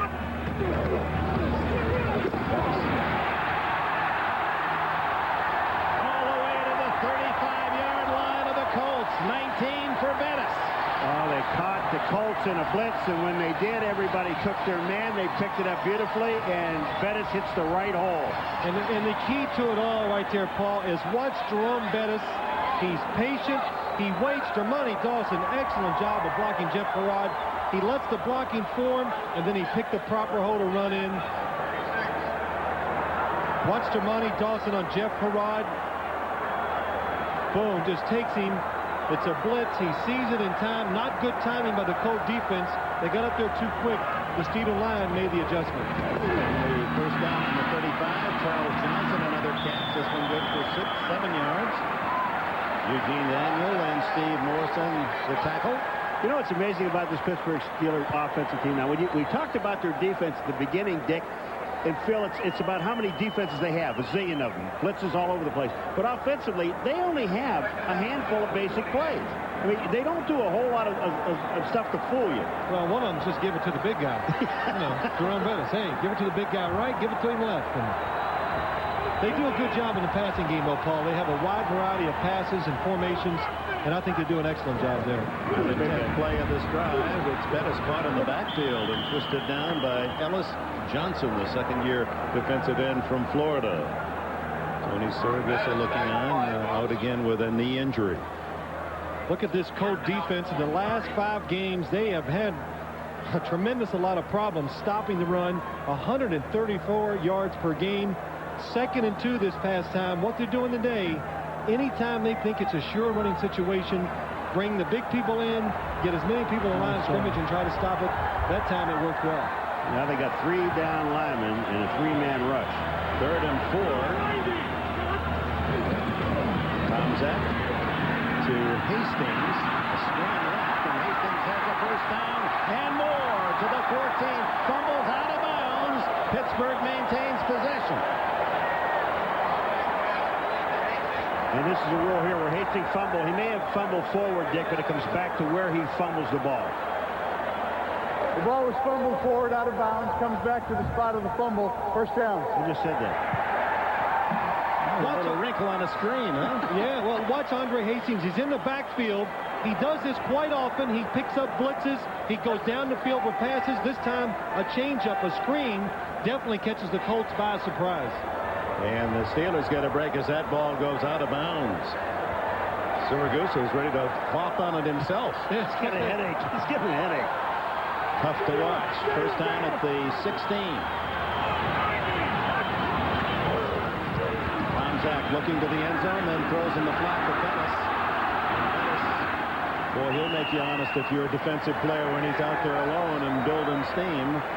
Well, the one thing he does do, Dick, is when he does get out in the open field like that, they don't throw the ball to him that much, but when he catches it, he realizes, I'm not going to be able to juke anybody. I mean, he'll try to take that one little move, and then all of a sudden he just goes straight ahead at you. That's where he runs his best, right at you. Well, there's one rule for a defensive back if you're tackling Jerome Bettis. That means always go below the knees. Try to get his ankles because you can't take him up high. Tomzak, a perfect start of the second half. Down in 6. What's coming? And it's Bettis. Right through the hole to the 5-yard line. First and goal, Pittsburgh. You know, we say this about all the backs. The flashier guys, the littler guys that run, that can juke and move and do some things. But the one thing about Jerome Bettis is he knows that he gets his shoulders square to that line of scrimmage. I'm going to get at least 2, maybe more. But we learned something. Here's Jerome Bettis this time. But what he does, Paul, we always talk about it, he only makes one little move. One move, and then he gets up inside, and we heard this about another great runner in this league, and that's Terrell Davis. Don't dance in the backfield. 14th play of this long drive to start the second half. It's Bettis again to the 3 and almost the 2. With 6:40 left in the third. All of this time consumed on this drive by Bill Cowher's Steelers, and Bettis working toward 100 yards on the day. Well, Bill Cowher said at halftime, we are dominating this team physically. We got to keep it up, and usually you cannot dominate another team in the National Football League for a whole game, but so far the Steelers have done it. Cordell Stewart, as you see, into the huddle. They got quite a few passes off of these formations down near the goal line for Cordell Stewart. Quarterback sneak, and he gets to the 1-yard line. And a smash there by Kendall Shello and others. And the Colts already short on defensive linemen with Siragusa out. Apparently have lost Tony McCoy, so they've gone to the rookie Shello. Watch Jeff Parrott. The Colts, they play run all the way. They stop that quarterback sneak. If that would have been a pass, it would have been an easy touchdown. See, that's the thing about Herrod. Herrod's man, first of all, is Cordell Stewart, the quarterback. Don't let him sneak. 3rd and goal from the 1. Give the Bettis big hole. Does he get it? Yes. Touchdown, Steelers.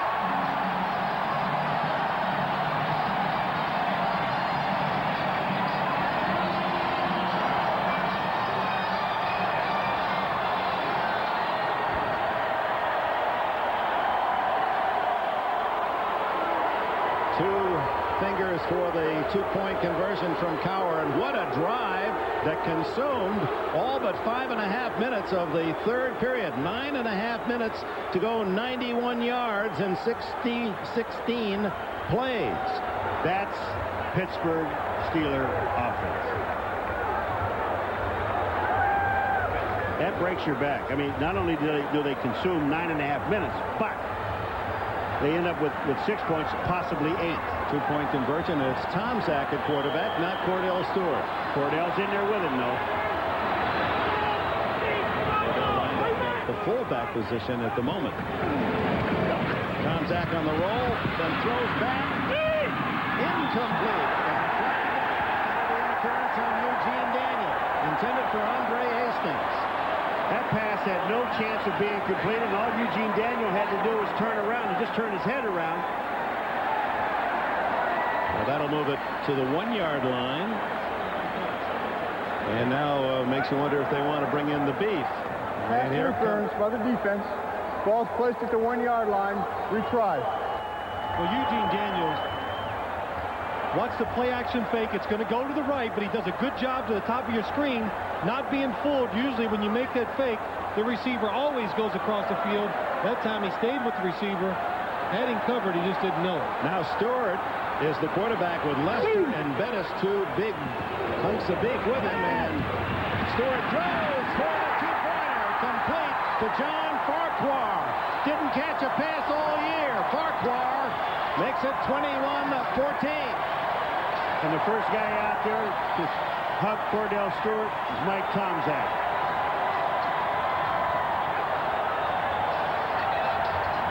Back to the touchdown play as they open a gaping hole for Bettis. Here comes Bettis, and this is power. He's leaning, he's in the end zone. 2 points on the 1-yard line. The Colts play run. The Steelers take a chance. They throw the football. That's the reason why John Farquhar was wide open. Free agent rookie picked by Denver a year ago. Farquhar's first NFL catch. 7-point game. You got Their coach Bill Cowher, you write the caption.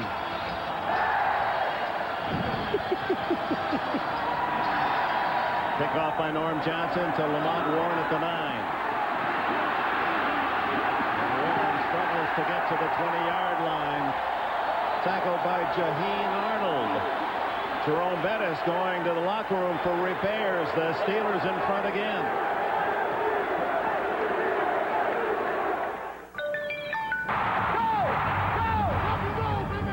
They are going to the Super Bowl. You better believe it, baby. Yeah! This is the NFL on NBC.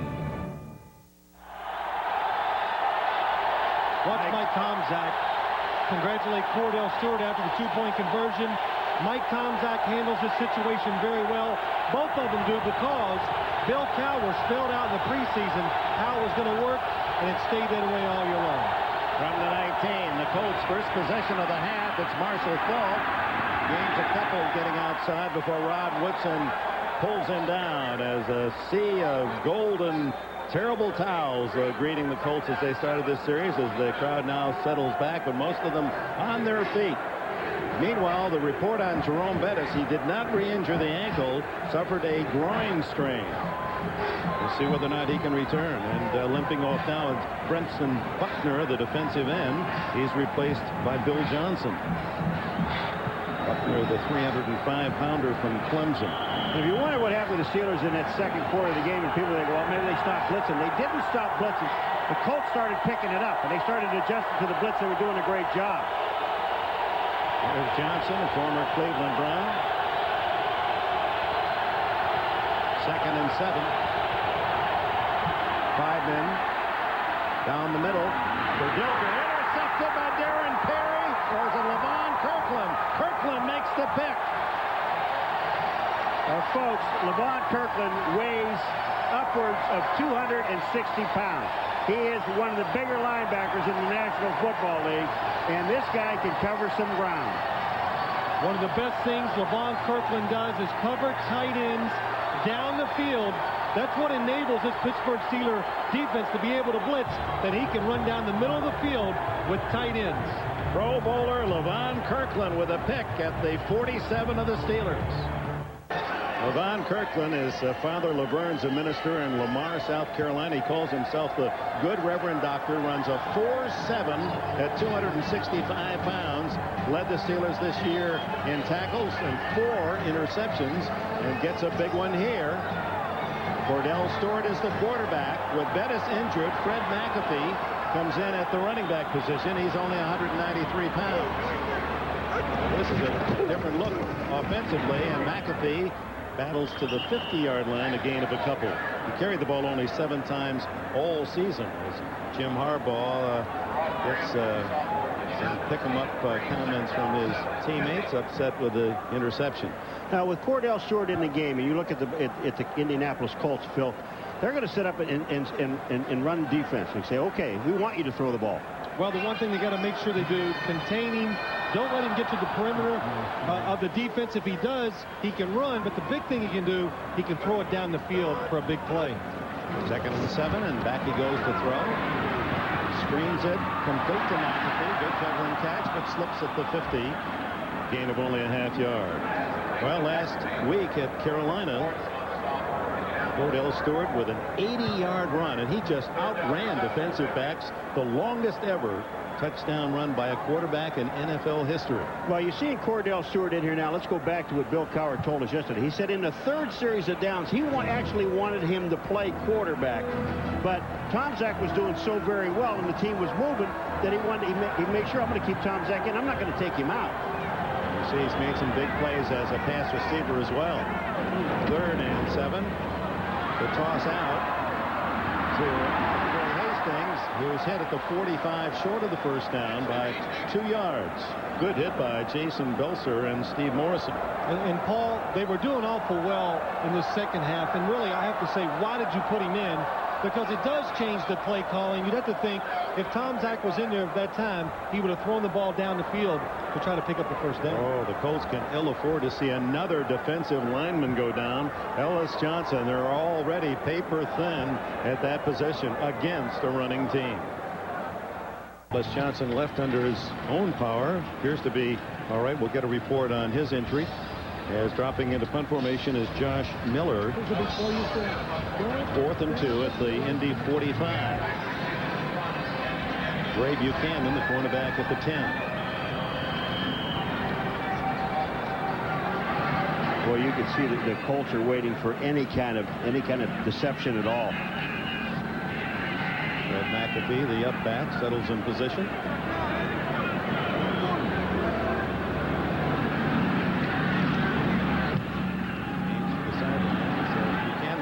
Racing up for the fair catch at the 21-yard line. And that much of a kick by Miller, 24 yards. It remains 21-14 with just under 3 minutes left in the 3rd period.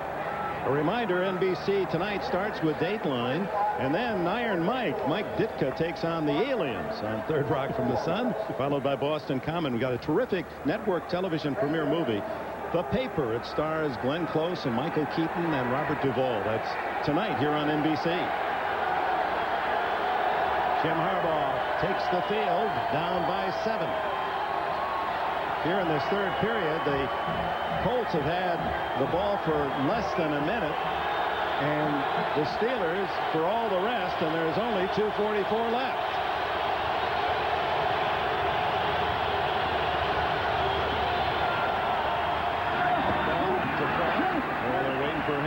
Both Willie Williams and Carnell Lake at the 23-24 yard line. The Steelers have allowed only one second-half touchdown in their last 6 games. So you want to have a little cushion when you're playing Pittsburgh. And, of course, the Steelers very difficult to beat here at Three Rivers. They were 7-1. Their only loss to the 49ers at home. Bettis returns, working on that injured groin. And he will return. 2nd and 6. Good protection for Harbaugh. Throws in the flat to the tight end Dilger. Breaks one tackle and then is stuffed at the 29-yard line. Levon Kirkland there to make the hit. And a Steeler and a Colt slow getting up. Well, Troy Auzine, who is in for Tony Mandrich at tackle, comes out at the end of this play and makes a pretty good block downfield.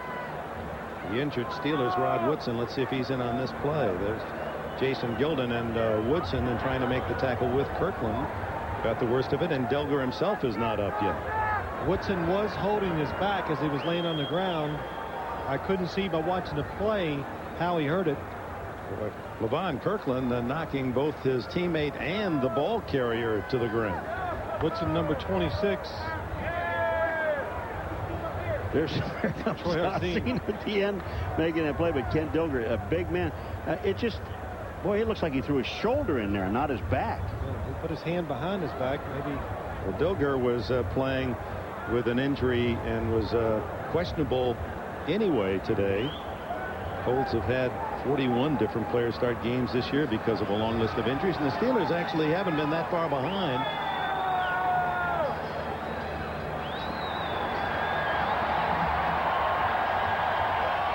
Woodson on his feet, gets a hand, and Dilger helped off as well.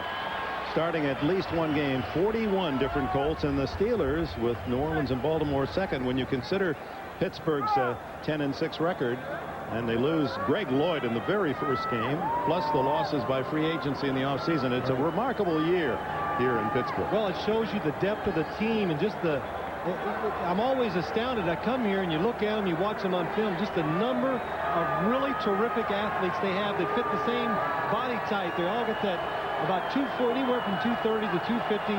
They got good size. They can all run well. And if somebody gets hurt, that's one of the reasons why they're successful. They come in and do a good job.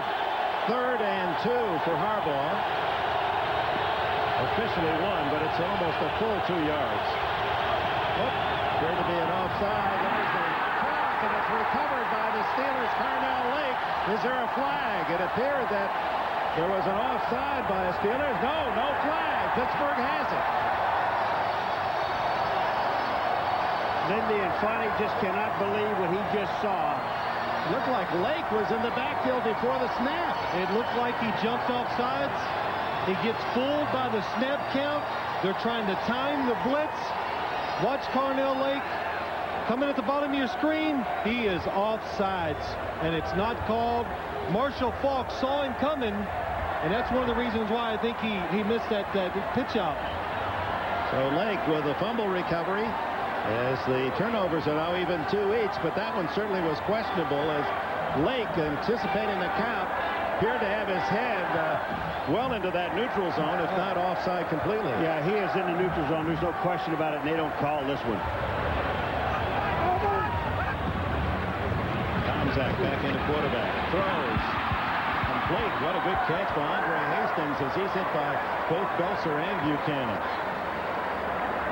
Well, they love this play when they get down inside. We saw it early in the game when we talked about it. They like to send their wide receivers inside, clear the tight end up the field. Good throw by Mike Tomczak into a little space, right into the body of the receiver. Now you're talking about the number of players that started different players for both of these teams. The Colts have 13 rookies on this football team because of the injuries.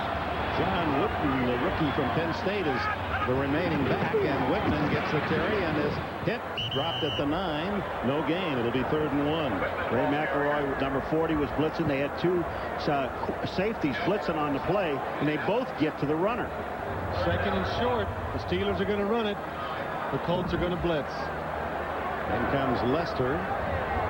Cordell Stewart as yet has not made an appearance, and gets to the sidelines and then drops back. So they'll apparently stay with Tomczak. The play clock is at 14 already.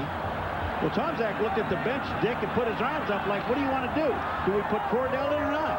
You see the seconds remaining in the quarter, but the play clock down to 3. And it's John Whitman again, who follows some great blocking by Dermontti Dawson to the first down at the 6. End of the 3rd quarter. Steelers 21, Colts 14. We'll be back after these words from your local station.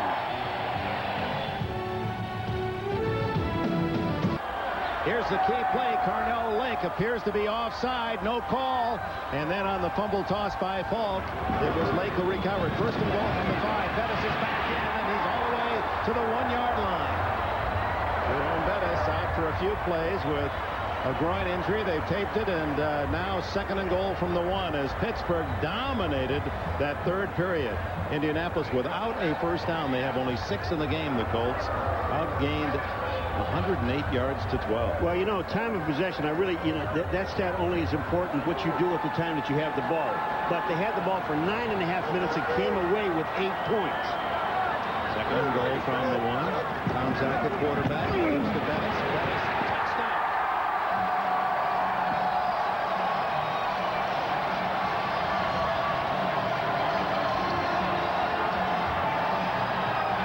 The offside recovery by Carnell Lake set up this touchdown. Jerome Bettis with his second touchdown of the game. And that's going to make it very difficult for the Colts, who have shown no inclination to move the ball successfully offense. Both touchdowns off interceptions, one all the way 59 yards by Daniel. They've had that big play and one long pass play to Harrison, and that's been about it. Warren Johnson's extra point try. And it's 28-14. Cordell Stewart was in at quarterback. He hands to the bus. And there's no early stops on that journey as Bettis plows into the end zone. Carnell Lake, he made the play defensively. 28-14.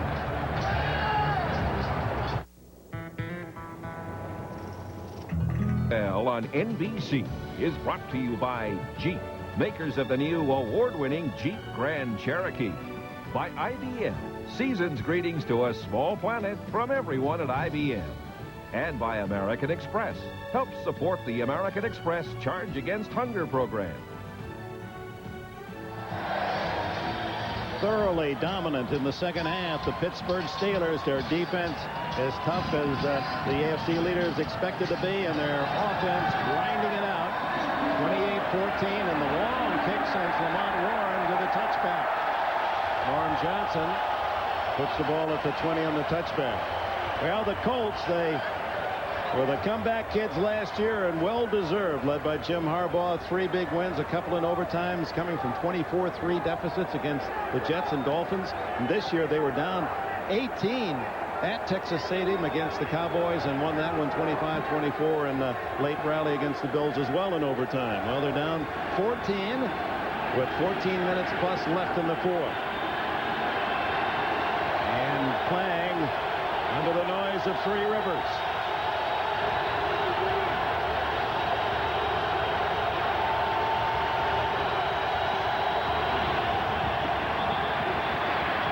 Flag down, and so it's Harbaugh at the 13-yard line. Kevin Henry among the Steelers in on the Colts quarterback.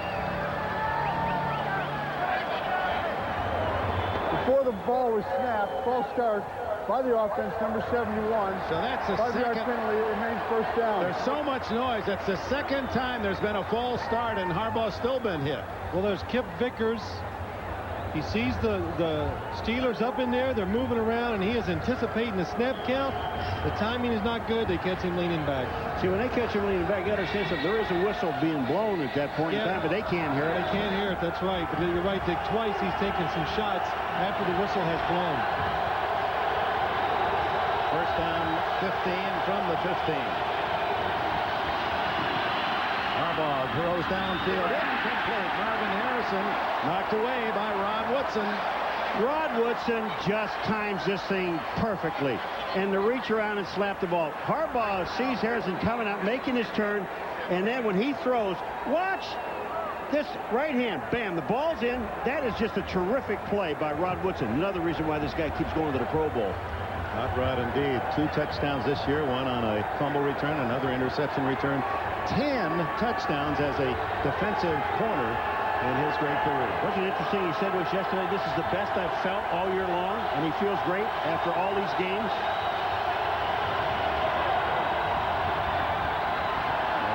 To the sidelines. Harrison, he didn't stay in bounds. 1 foot in, 1 foot out. Woodson on the coverage.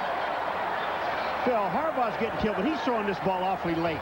I mean, Marvin Harrison has already made the move, and he's waiting. Well, it's a little late because he's worried about the protection. He's not going back. And you can see Marvin Harrison does not get the feet down. But watch Jim Harbaugh's eyes. He goes back.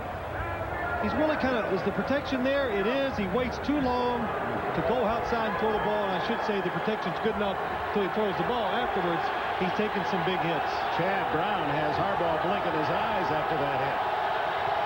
3rd and 15. Harbaugh wrapped up at the 1-yard line. Brown again. Boy, he came clean throw. No one even touched him. Didn't even slow him down. Well, it's their favorite blitz they had that time. The Steelers love to cross Their linebackers inside. Watch Chad Brown. They clear the way for him. He comes all the way around. Marshall Faulk staying home. He realizes it's too late. Watch the blitz. They love this. Here goes LeVon Kirkland. Chad Brown comes around. We talk about blitzing. It's about timing. The timing there was perfect. So you're absolutely right. Marshall Faulk did not block. He moved the wrong way. Chad Brown's second sack of the day led the Steelers with 13 on the season. Gardocki sends out a high spiral. Jahane Arnold down at the 47 of the Colts. 49-yard punt, 6 on the return. Steelers have it again.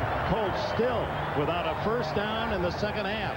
Wild card lead to Pittsburgh.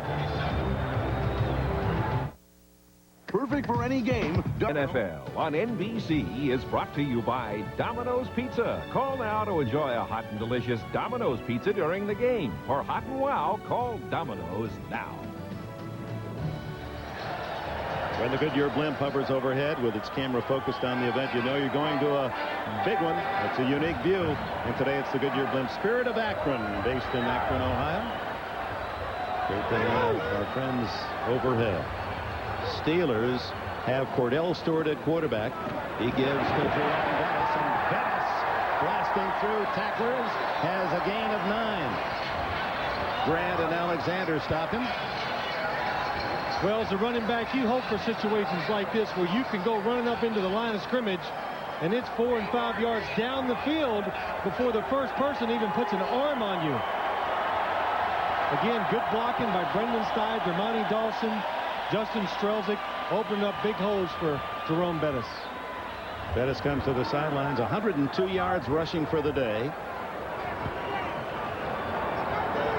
Third leading rusher in the league behind Sanders and Davis.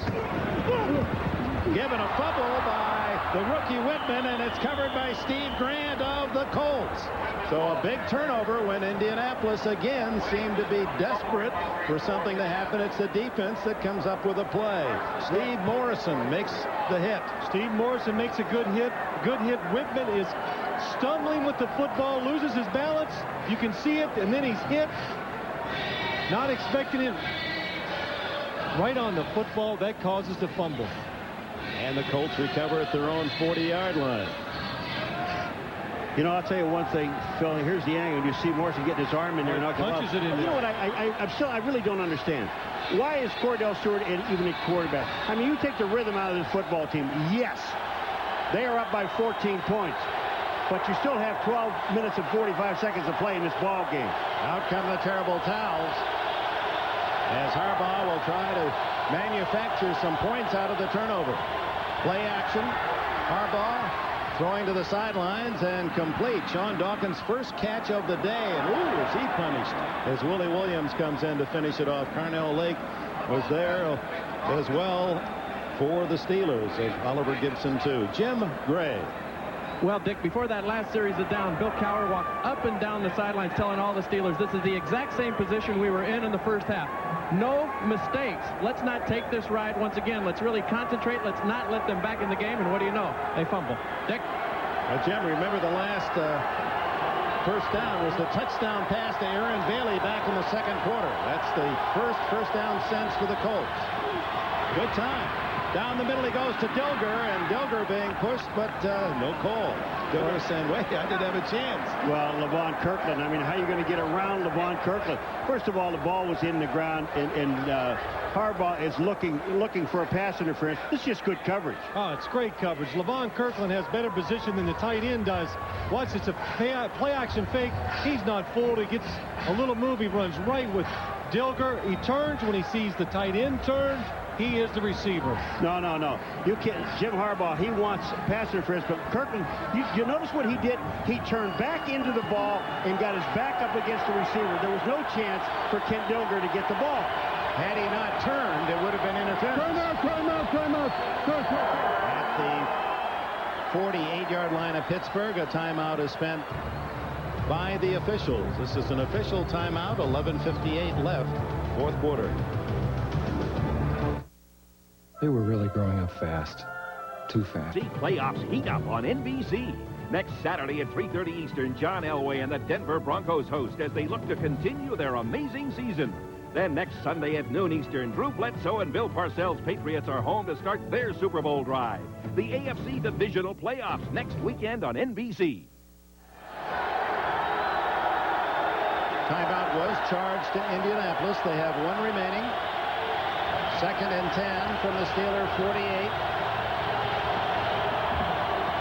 4 men on the rush, now 5 as Harbaugh has to throw it away. Dilger was the closest white jersey, and Levon Kirkland again had him well covered. Phil, you know, we talk about linebackers, big linebackers having speed. Oliver Gibson, number 98 from the defensive line. Watch who puts the pressure on Jim Harbaugh. Now this is moving. Here he comes on the outside. And watch this. Look at the speed of this lineman. He forces Harbaugh to throw the ball away. Gibson, 298 pounds, his second year out of Notre Dame. With the possession time, Pittsburgh just owning the ball and the yardage. 3rd and 10.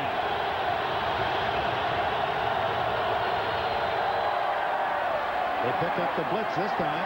Harbaugh down the middle, wide open is Harrison. And Harrison to the 36. First down, Indianapolis. 13-yard play.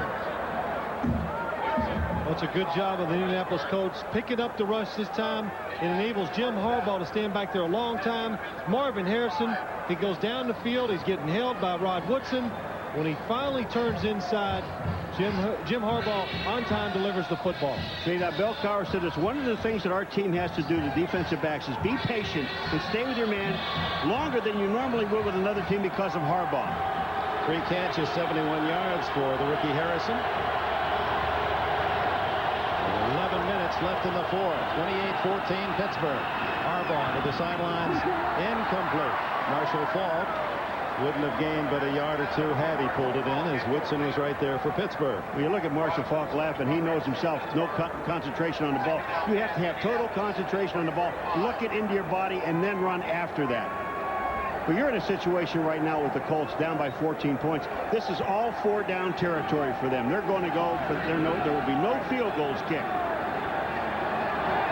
Sammy Burroughs on the sidelines watches.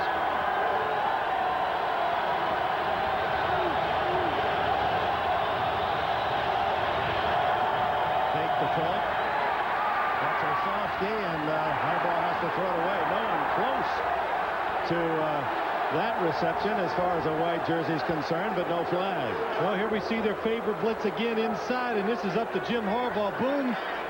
Here they come around, the cross blitz inside. Jim Harbaugh did not think it was going to be picked up. It made him move. That time, Marshall Faulk stayed at home and had it picked up. But Jim Harbaugh says, hey, past experience, it says, I got to run, so he took off. Well, he had gone right, then back left. I'm not sure he was out beyond the tackle when he threw that one away, but no flag. Harbaugh, 11 for 28 passing is all. Quickie this time, complete to Dawkins, and stopped at the 29. Willie Williams, the tackler. It'll be 4th down and about 2.5 to 3. And there really is no decision here. Again, you're talking about you're in 4-down territory the whole way. Harbaugh is having trouble getting the plays in. Now, you see Lindy and Fondy on the side. He's trying to get a play into him. Harbaugh wants it now to have as much time as he can at the line of scrimmage. Scoreboard says 4th and 4, but it's 4th and 3 at the 29.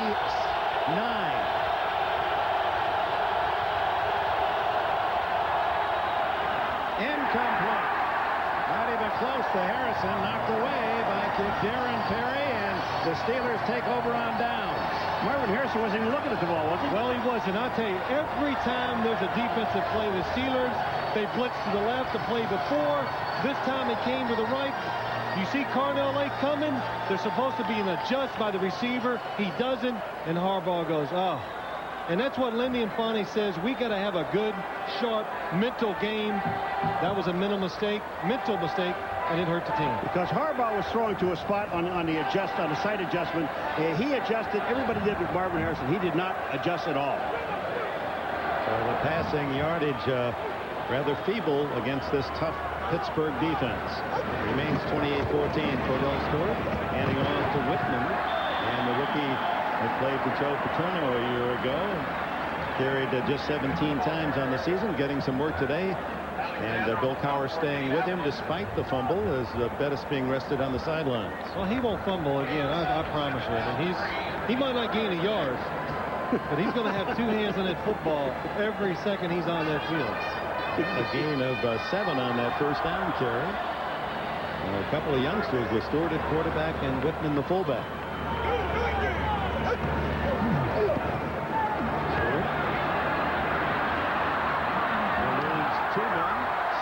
With a first down at the 42. Actually, that would have been his third pass. He threw one for the two-point play. He tried one screen pass, and this one he went back to throw, and they have him in the backfield. This is where he's so dangerous.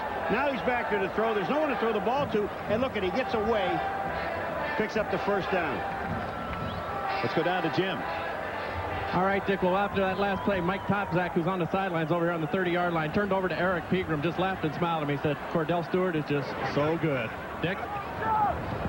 His fan club is increasing here in Pittsburgh, that's for certain. To the 45-yard line goes Whitman. A gain of 3 on first down. McCoy back in there, and Johnson make the tackle.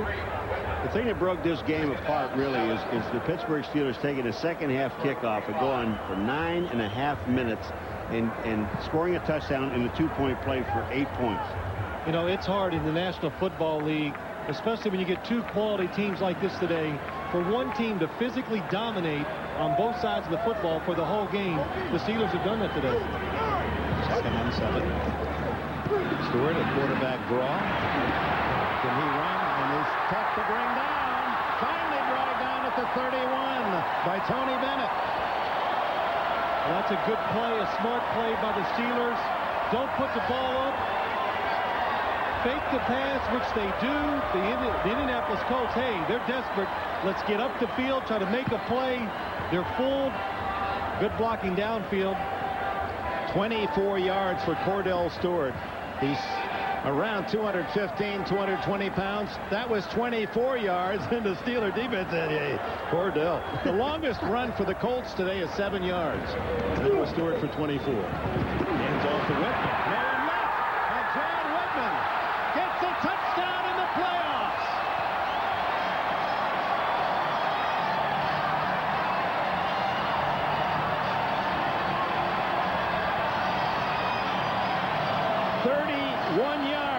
For Whitman's first ever NFL touchdown. And Mama Kay Cowher and daughter and 60,000 and others and start to celebrate. Well, you know, one of the things you talk about, when you look at Cordell on that quarterback draw, look at what the offensive line has done in this football game. They are really blocking extremely well. Then in this one, Whitman for the touchdown, he was only one guy got an arm on him, and that hole was wide open. Credit the offensive line.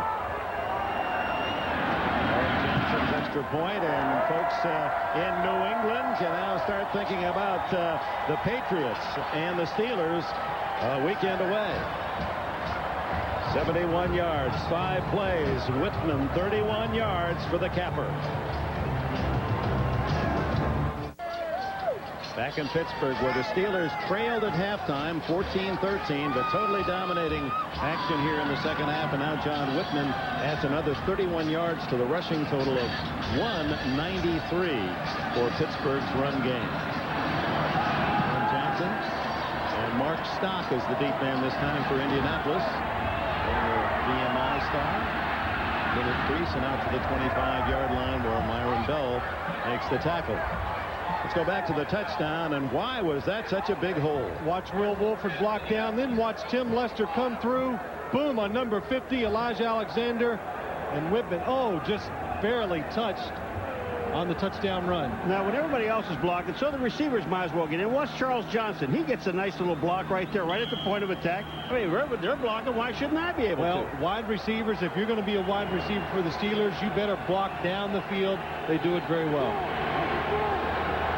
Jim Harbaugh starts in the shotgun this time. And here come the Steelers on the blitz again. Harbaugh steps away. Chase from behind, and Chad Brown has his third sack today. Wait, I got to tell you something. This is a spectacular play by Chad Brown. Watch what he does. He goes beyond the quarterback, and then watch who appears to make the sack, which you said, Chad Brown. Here he comes. He's going to go beyond. Look at this. Harbaugh. Now, there's no quit in this defense or this guy. Look who comes back around and gets the sack. Now, that is a Pro Bowl player. Chad Brown, who sold programs for the Rose Bowl in Pasadena when Mike Tomczak played there with the Buckeyes in 1985, and his kid brother's doing the same this year. Yardage for Harbaugh. Running for his life and throws it away. Incomplete. Well, a Chad trick. Let's look at Brown in motion in this game today. 3 sacks and a lot of pressures from number 94. Harbaugh just eluding a sack on that throw. Clean that time for Brown, who owns a reptile and exotic shop, Pro Exotics, he calls it, up in Boulder, Colorado. It sells everything from albino boa constrictors to, what do they call those little things? Plecos or something? Plecos. No, that was Joe. Plecos. Oh, that's right. Oh, yeah, Joe Pleco. Flag down. Delay of game against Harbaugh. He's not going to use the timeout here. What was Chad Brown saying about his little brother? Oh, he's not little. He's a junior in high school. 6'4". He's going to be 6'7", 220-pound junior. Defensive end, and then he'll be a junior next year. I think he's got 2 years in high school left. But Chad Brown, you talk about him replacing Greg Lloyd, has really taken advantage of being an outside linebacker. He's in the last year of his contract, and he's making a lot of money right now. Who's in the last year? Chad Brown's in the last year of his contract. I don't think so. Well, no, I know he is, but I said I don't think so. I think they're going to give him some more, don't you? Well, he's taking over the spot for Greg Lloyd, and it's hard to draw that any differences in their play. Harbaugh downfield, incomplete, and down he goes again under pressure. This time from Carnell Lake. If the Steelers are able to sign Chad Brown, they will most assuredly keep him on the outside. Who plays the other side? Greg Lloyd. There's Jason Gilden. Hey, they got about 3 or 4 rookie linebackers who are all talented. They want to play them, so somehow they'll have to find a way to sign him and keep him on the field. Don't leave out Levon, please. Well, he's inside. We have to do him again. He's going to beat us both up. 6.5 minutes to go, and Arnold drifts back as Gardocki will punt from just outside his own end zone. A dying spiral that Arnold takes at the 48 and returns to the Colts 40-yard line. 35 yards on the punt. Gardocki has had an off day as a punter and one of the best in the league, obviously, going to the Pro Bowl. 8 on the return. Well, Pittsburgh wins, and they lead by 21. Next Saturday, it'll be Jacksonville at Denver. We'll be at Mile High, 3:30 Eastern. And then the Steelers and Patriots go at it on Sunday at noon Eastern time. Meanwhile, over in the National Conference, the Eagles 49ers later. That kickoff's at 4:05 Eastern, so stay with us. We'll get the comments and highlights and all the rest interviews. And off to John Whitman again. And Whitman inside the 40-yard line. Jeff Farad and Ray McElroy make the tackle. One of the big things about this second half of this ball game, I think the Colts have had the ball about 7 minutes. That means that this defense has been on this field a long time, and they're taking a pound from a bigger offensive line and big offensive backs. Well, the Colts were very resourceful in the first half. I think it's what you say about them. That's what Jim Harbaugh is as a quarterback. But what has happened, this really tells the story of their season. Sometimes, especially late, they just get manhandled up front on both sides of the ball. Red McAfee, and he was a white jersey away, 1 block away from a big one. He's got a first down at the 29. You know, we really have to go back and think about that Carnell Lake being offside, Dick, and then getting a fumble away from Marshall Faulk. I mean, that really turned this game around.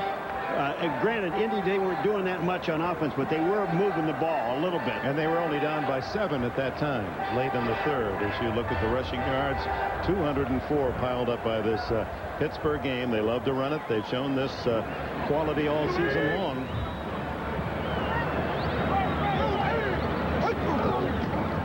Dave gets some action. He was the man in motion. And to the 25-yard line. Denver led the league in rushing, and Pittsburgh was second, followed by the Raiders.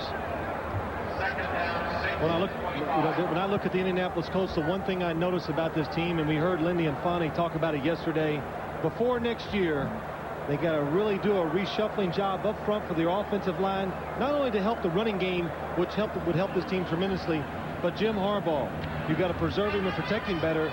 All year long, he bandaged him up, and he came out there and played a lot of guts and courage. You know, your quarterback just cannot perform well under the long term when he's beat up like he was this year. 2nd and 6, and it's Stewart, a little boot. Look at the moves he's putting on. Oh, man. Finally runs out of real estate, steps out at the 9. Sign him up for the ballet. Look at Cowher laughing. It is funny, Coach. You got to laugh at it. Bernard Whittington. I feel sorry for Bernard Whittington. Oh, well, he did a wonderful job. Watch number 95, Bernard Whittington out here. Cordell fakes the run. Good fake. Now, Bernard Whittington, stop, go, stop. Oh, where is the help from his teammates? They come. They missed a tackle. Steve Morrison got a push on him to deny at the 9. Look at Bernard Whittington. He said, I got him. I don't have him. I got him. I should have had him. But then he really didn't get any help from anybody downfield either. What a force Cordell Stewart is. He got a great personality to match. McAfee twists to the 7-yard line. Elijah Alexander with the tackle. Cordell Stewart grew up in the New Orleans area and migrated to Colorado. And big Bears fan as a kid. Loved Walter Payton as so many did. And he is the complete package. They go back to those old days of the triple threader. I bet he can kick too. Well, I'm sure he can. He can do, like you say, Dick, he can catch it running. Well, I thought he was even going to block today when he got there as the fullback one time. But we talked to him about being a quarterback. He knows he has a lot of work to do. And the one thing he says he needs, experience, because he says, I got to make the mistakes so I can learn from them. And that's really what has to happen to a quarterback before he can succeed in the NFL. Again on 2nd and goal from the 7, and he's out of bounds around the 4, maybe the 3. They'll mark it as Ray Buchanan denied the touchdown. What I really liked about talking to Cordell Stewart, you just brought it up, is the fact that he said, I've got to get in there and I've got to make the mistakes. I'm going to throw interceptions, but I will learn from them. I don't want to throw them, but I'm going to throw them because I don't read that well yet. I don't know the defenses, but there is so much that I have to learn. And, you know, talking to Phil, we've done this many times before, and asked him, how long really did it take you to grasp the whole picture? Well, it takes a long time, Paul. I mean, you continually learn as a quarterback, and you're going to make bad decisions even when you think you know it all. So a young quarterback, one thing usually comes with him, that's bad decision. Here he goes on 3rd and goal from the 3. He's going to run it. Runs into his own man. That didn't stop him. Neither to the Colts. Touchdown.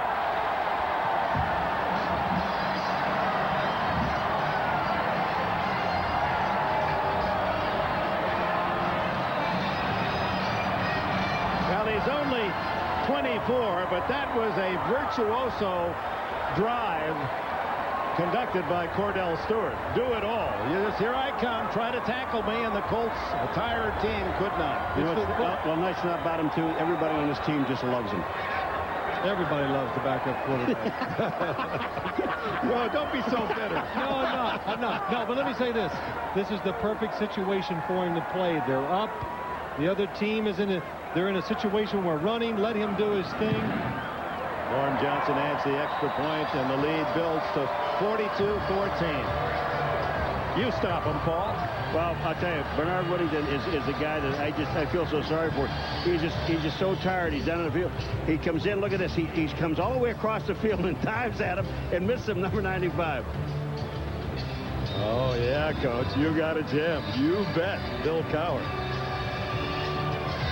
This is the locker room, and that's Neil Smith.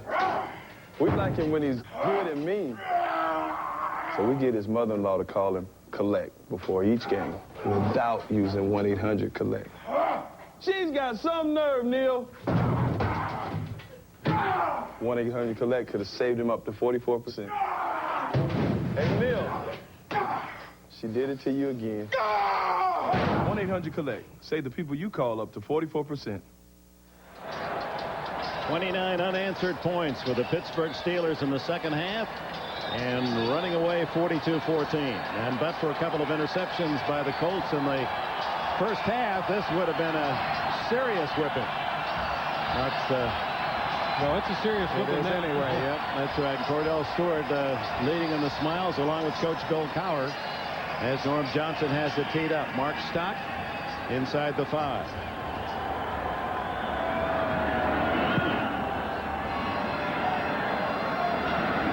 From the goal line. Stock chased by Bell. And pushed out of bounds by Chris Oldham inside the 20-yard line.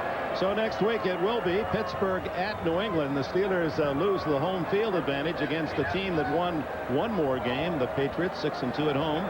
Bledsoe was 3rd in the league in passing yards. Curtis Martin 2nd in touchdowns scored as they have a 1-2 punch pass and run game.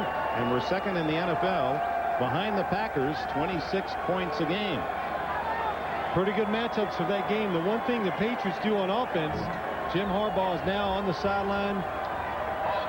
Good job by the Colts substituting for him. They should. Paul Justin now the quarterback. But the Patriots, one thing they do well on offense, they do pick up the blitz well. Just better. And it's Lamont Warren. Justin was the man when Harbaugh was injured late in the year and came in to lead the Colts to big wins over Buffalo and Philadelphia. He's from Arizona State, and of course he's got his plans set now for New Year's Day to root for the Sun Devils against the Buckeyes. Let me just say one thing about Lindy and Fauny before we get to this 2-minute warning, Dick, is that he never never complained about all the injuries he had during the year. He never walked into any of the meetings of the games that we did and made an excuse because of the players hurt. And here's a team that has 13 rookies on it because of guys being injured that they had to play and had to keep. But never once, not one time, did Harbaugh or anyone else ever complain. Justin's first throw is complete to Stabline, short of the first down, and the Colts still with only 2 first downs in the second half. And you add about 4 or 5 yards, 6 on that play to 22. So they have 28 total yards second half. 2-minute warning. Pittsburgh allowed to think ahead to New England. Cordell Stewart. Well, a man of great dignity, one of the founding fathers of the NFL, Art Rooney, the statue outside Three Rivers Stadium, a man whose qualities extended, he treated victory and defeat just the same. You were always sure. You know, I remember every time I came here in the same way with you, and there's Dan Rooney, that he would always make it a point to come up and say hello to you. I mean, he remembered everybody's name. He knew who you were. He just took time out. He was in this office every single day. He is one of the league's treasures, Art Rooney, and his son Dan carrying on in the tradition. Steelers since the 70s have always been more than representative as flags go down, and Justin in the grasp of Jason Gilden. Is it another Steeler sack? Steelers who had 51 sacks during the regular season, second to Carolina. And they will undoubtedly decline that penalty and take the Gilden sack. Illegal hands to the face by the offense, number 71. The penalty is declined. Brings up 4th down. And Gardocki and the punting team comes in with 1:55 showing on the clock. Well, the Colts, showed signs again of why they became the darlings of the media and of the nation last year. If you didn't have a team to root for, you certainly had to like the Colts and Harbaugh. And one loss that may have been as critical as any was when Zach Crockett, the fullback, went down because they had already lost Roosevelt Potts for the entire year. So they went really from the start of the season without a fullback. Cliff Gross filled in, but that's about what it was. Well, what happened is that just took away all the running game, Dick. And when that happened, they're not good enough in the offensive line where they could just drop back every single pass and protect the quarterback. They broke his tooth. I mean, you take a look at Harbaugh. I mean, he came in yesterday with this big old pearly white smile, and now there's part of one's missing. He came in yesterday, and it's the first time I've really seen him all year where he really looked healthy and happy and knew that physically he was ready to play this game. And boy, the Steeler defense ended that quick today. They were all over him right from the start. Another day of punishment for the quarterback of the Colts. But he will never complain. Oh, he loves the game too much. And I think that's part of why he's such an appealing character in this whole football drama. He shows you that he really loves what he's doing. He's still a kid playing the game. Kneel down by Cordell Stewart. As the clock now will start to tick, and the Steeler fans, those that are left at Three Rivers, can celebrate a first-round win. Meanwhile, Harbaugh will try to forget the beating he took today. That was where he injured his mouth when he was thrown down, even when he delivered the pass. He was punished, and Chad Brown was the man who victimized him most of all. He needs an entire offseason just to heal. Yeah, you're probably right. But, you know, looking at the Steeler offense and watching them kneel on the football right now, you got to say they were labeled a little conservative during the season, but it's playoff time, and Bill Cowher and Chan Gailey, the offensive coordinator, they came out today. They were aggressive. The quarterback threw the ball down the field, and you have to think going next week into New England, they'll keep that same philosophy. They're just not going to keep running the ball up in there. They're going to try to fake it, make some big plays in the passing game to help their team. Well, if you look at it at the beginning, they really stopped Jerome Bettis. It slowed him down a little bit, not stopped him. But Tom Zach took over the game in the first quarter and really, you know, put this game on track for the Pittsburgh Steelers. There's the final kneel down. It's 35 minutes before they'll kick it off at Candlestick in San Francisco. So stay with us. We'll get Cowher's comments. Hopefully Cordell Stewart will chat with us as well. And if there's time, I guess even Jim Harbaugh and Payne would let us know his feelings. Lindy Infante and Cowher were assistant coaches under Marty Schottenheimer with the Cleveland Browns in 1986. Cowher was a 30-year-old special teams coach then. And how he has grown. Infante said there was no doubt, even as a pup, you knew that he would be a head coach someday. One like Harbaugh, there's a joy about this man, Cowher, that makes you, how can you not like him? Well, go ahead. Well, I'm just going to say, his team shows that. They play that way. They play like their head coach.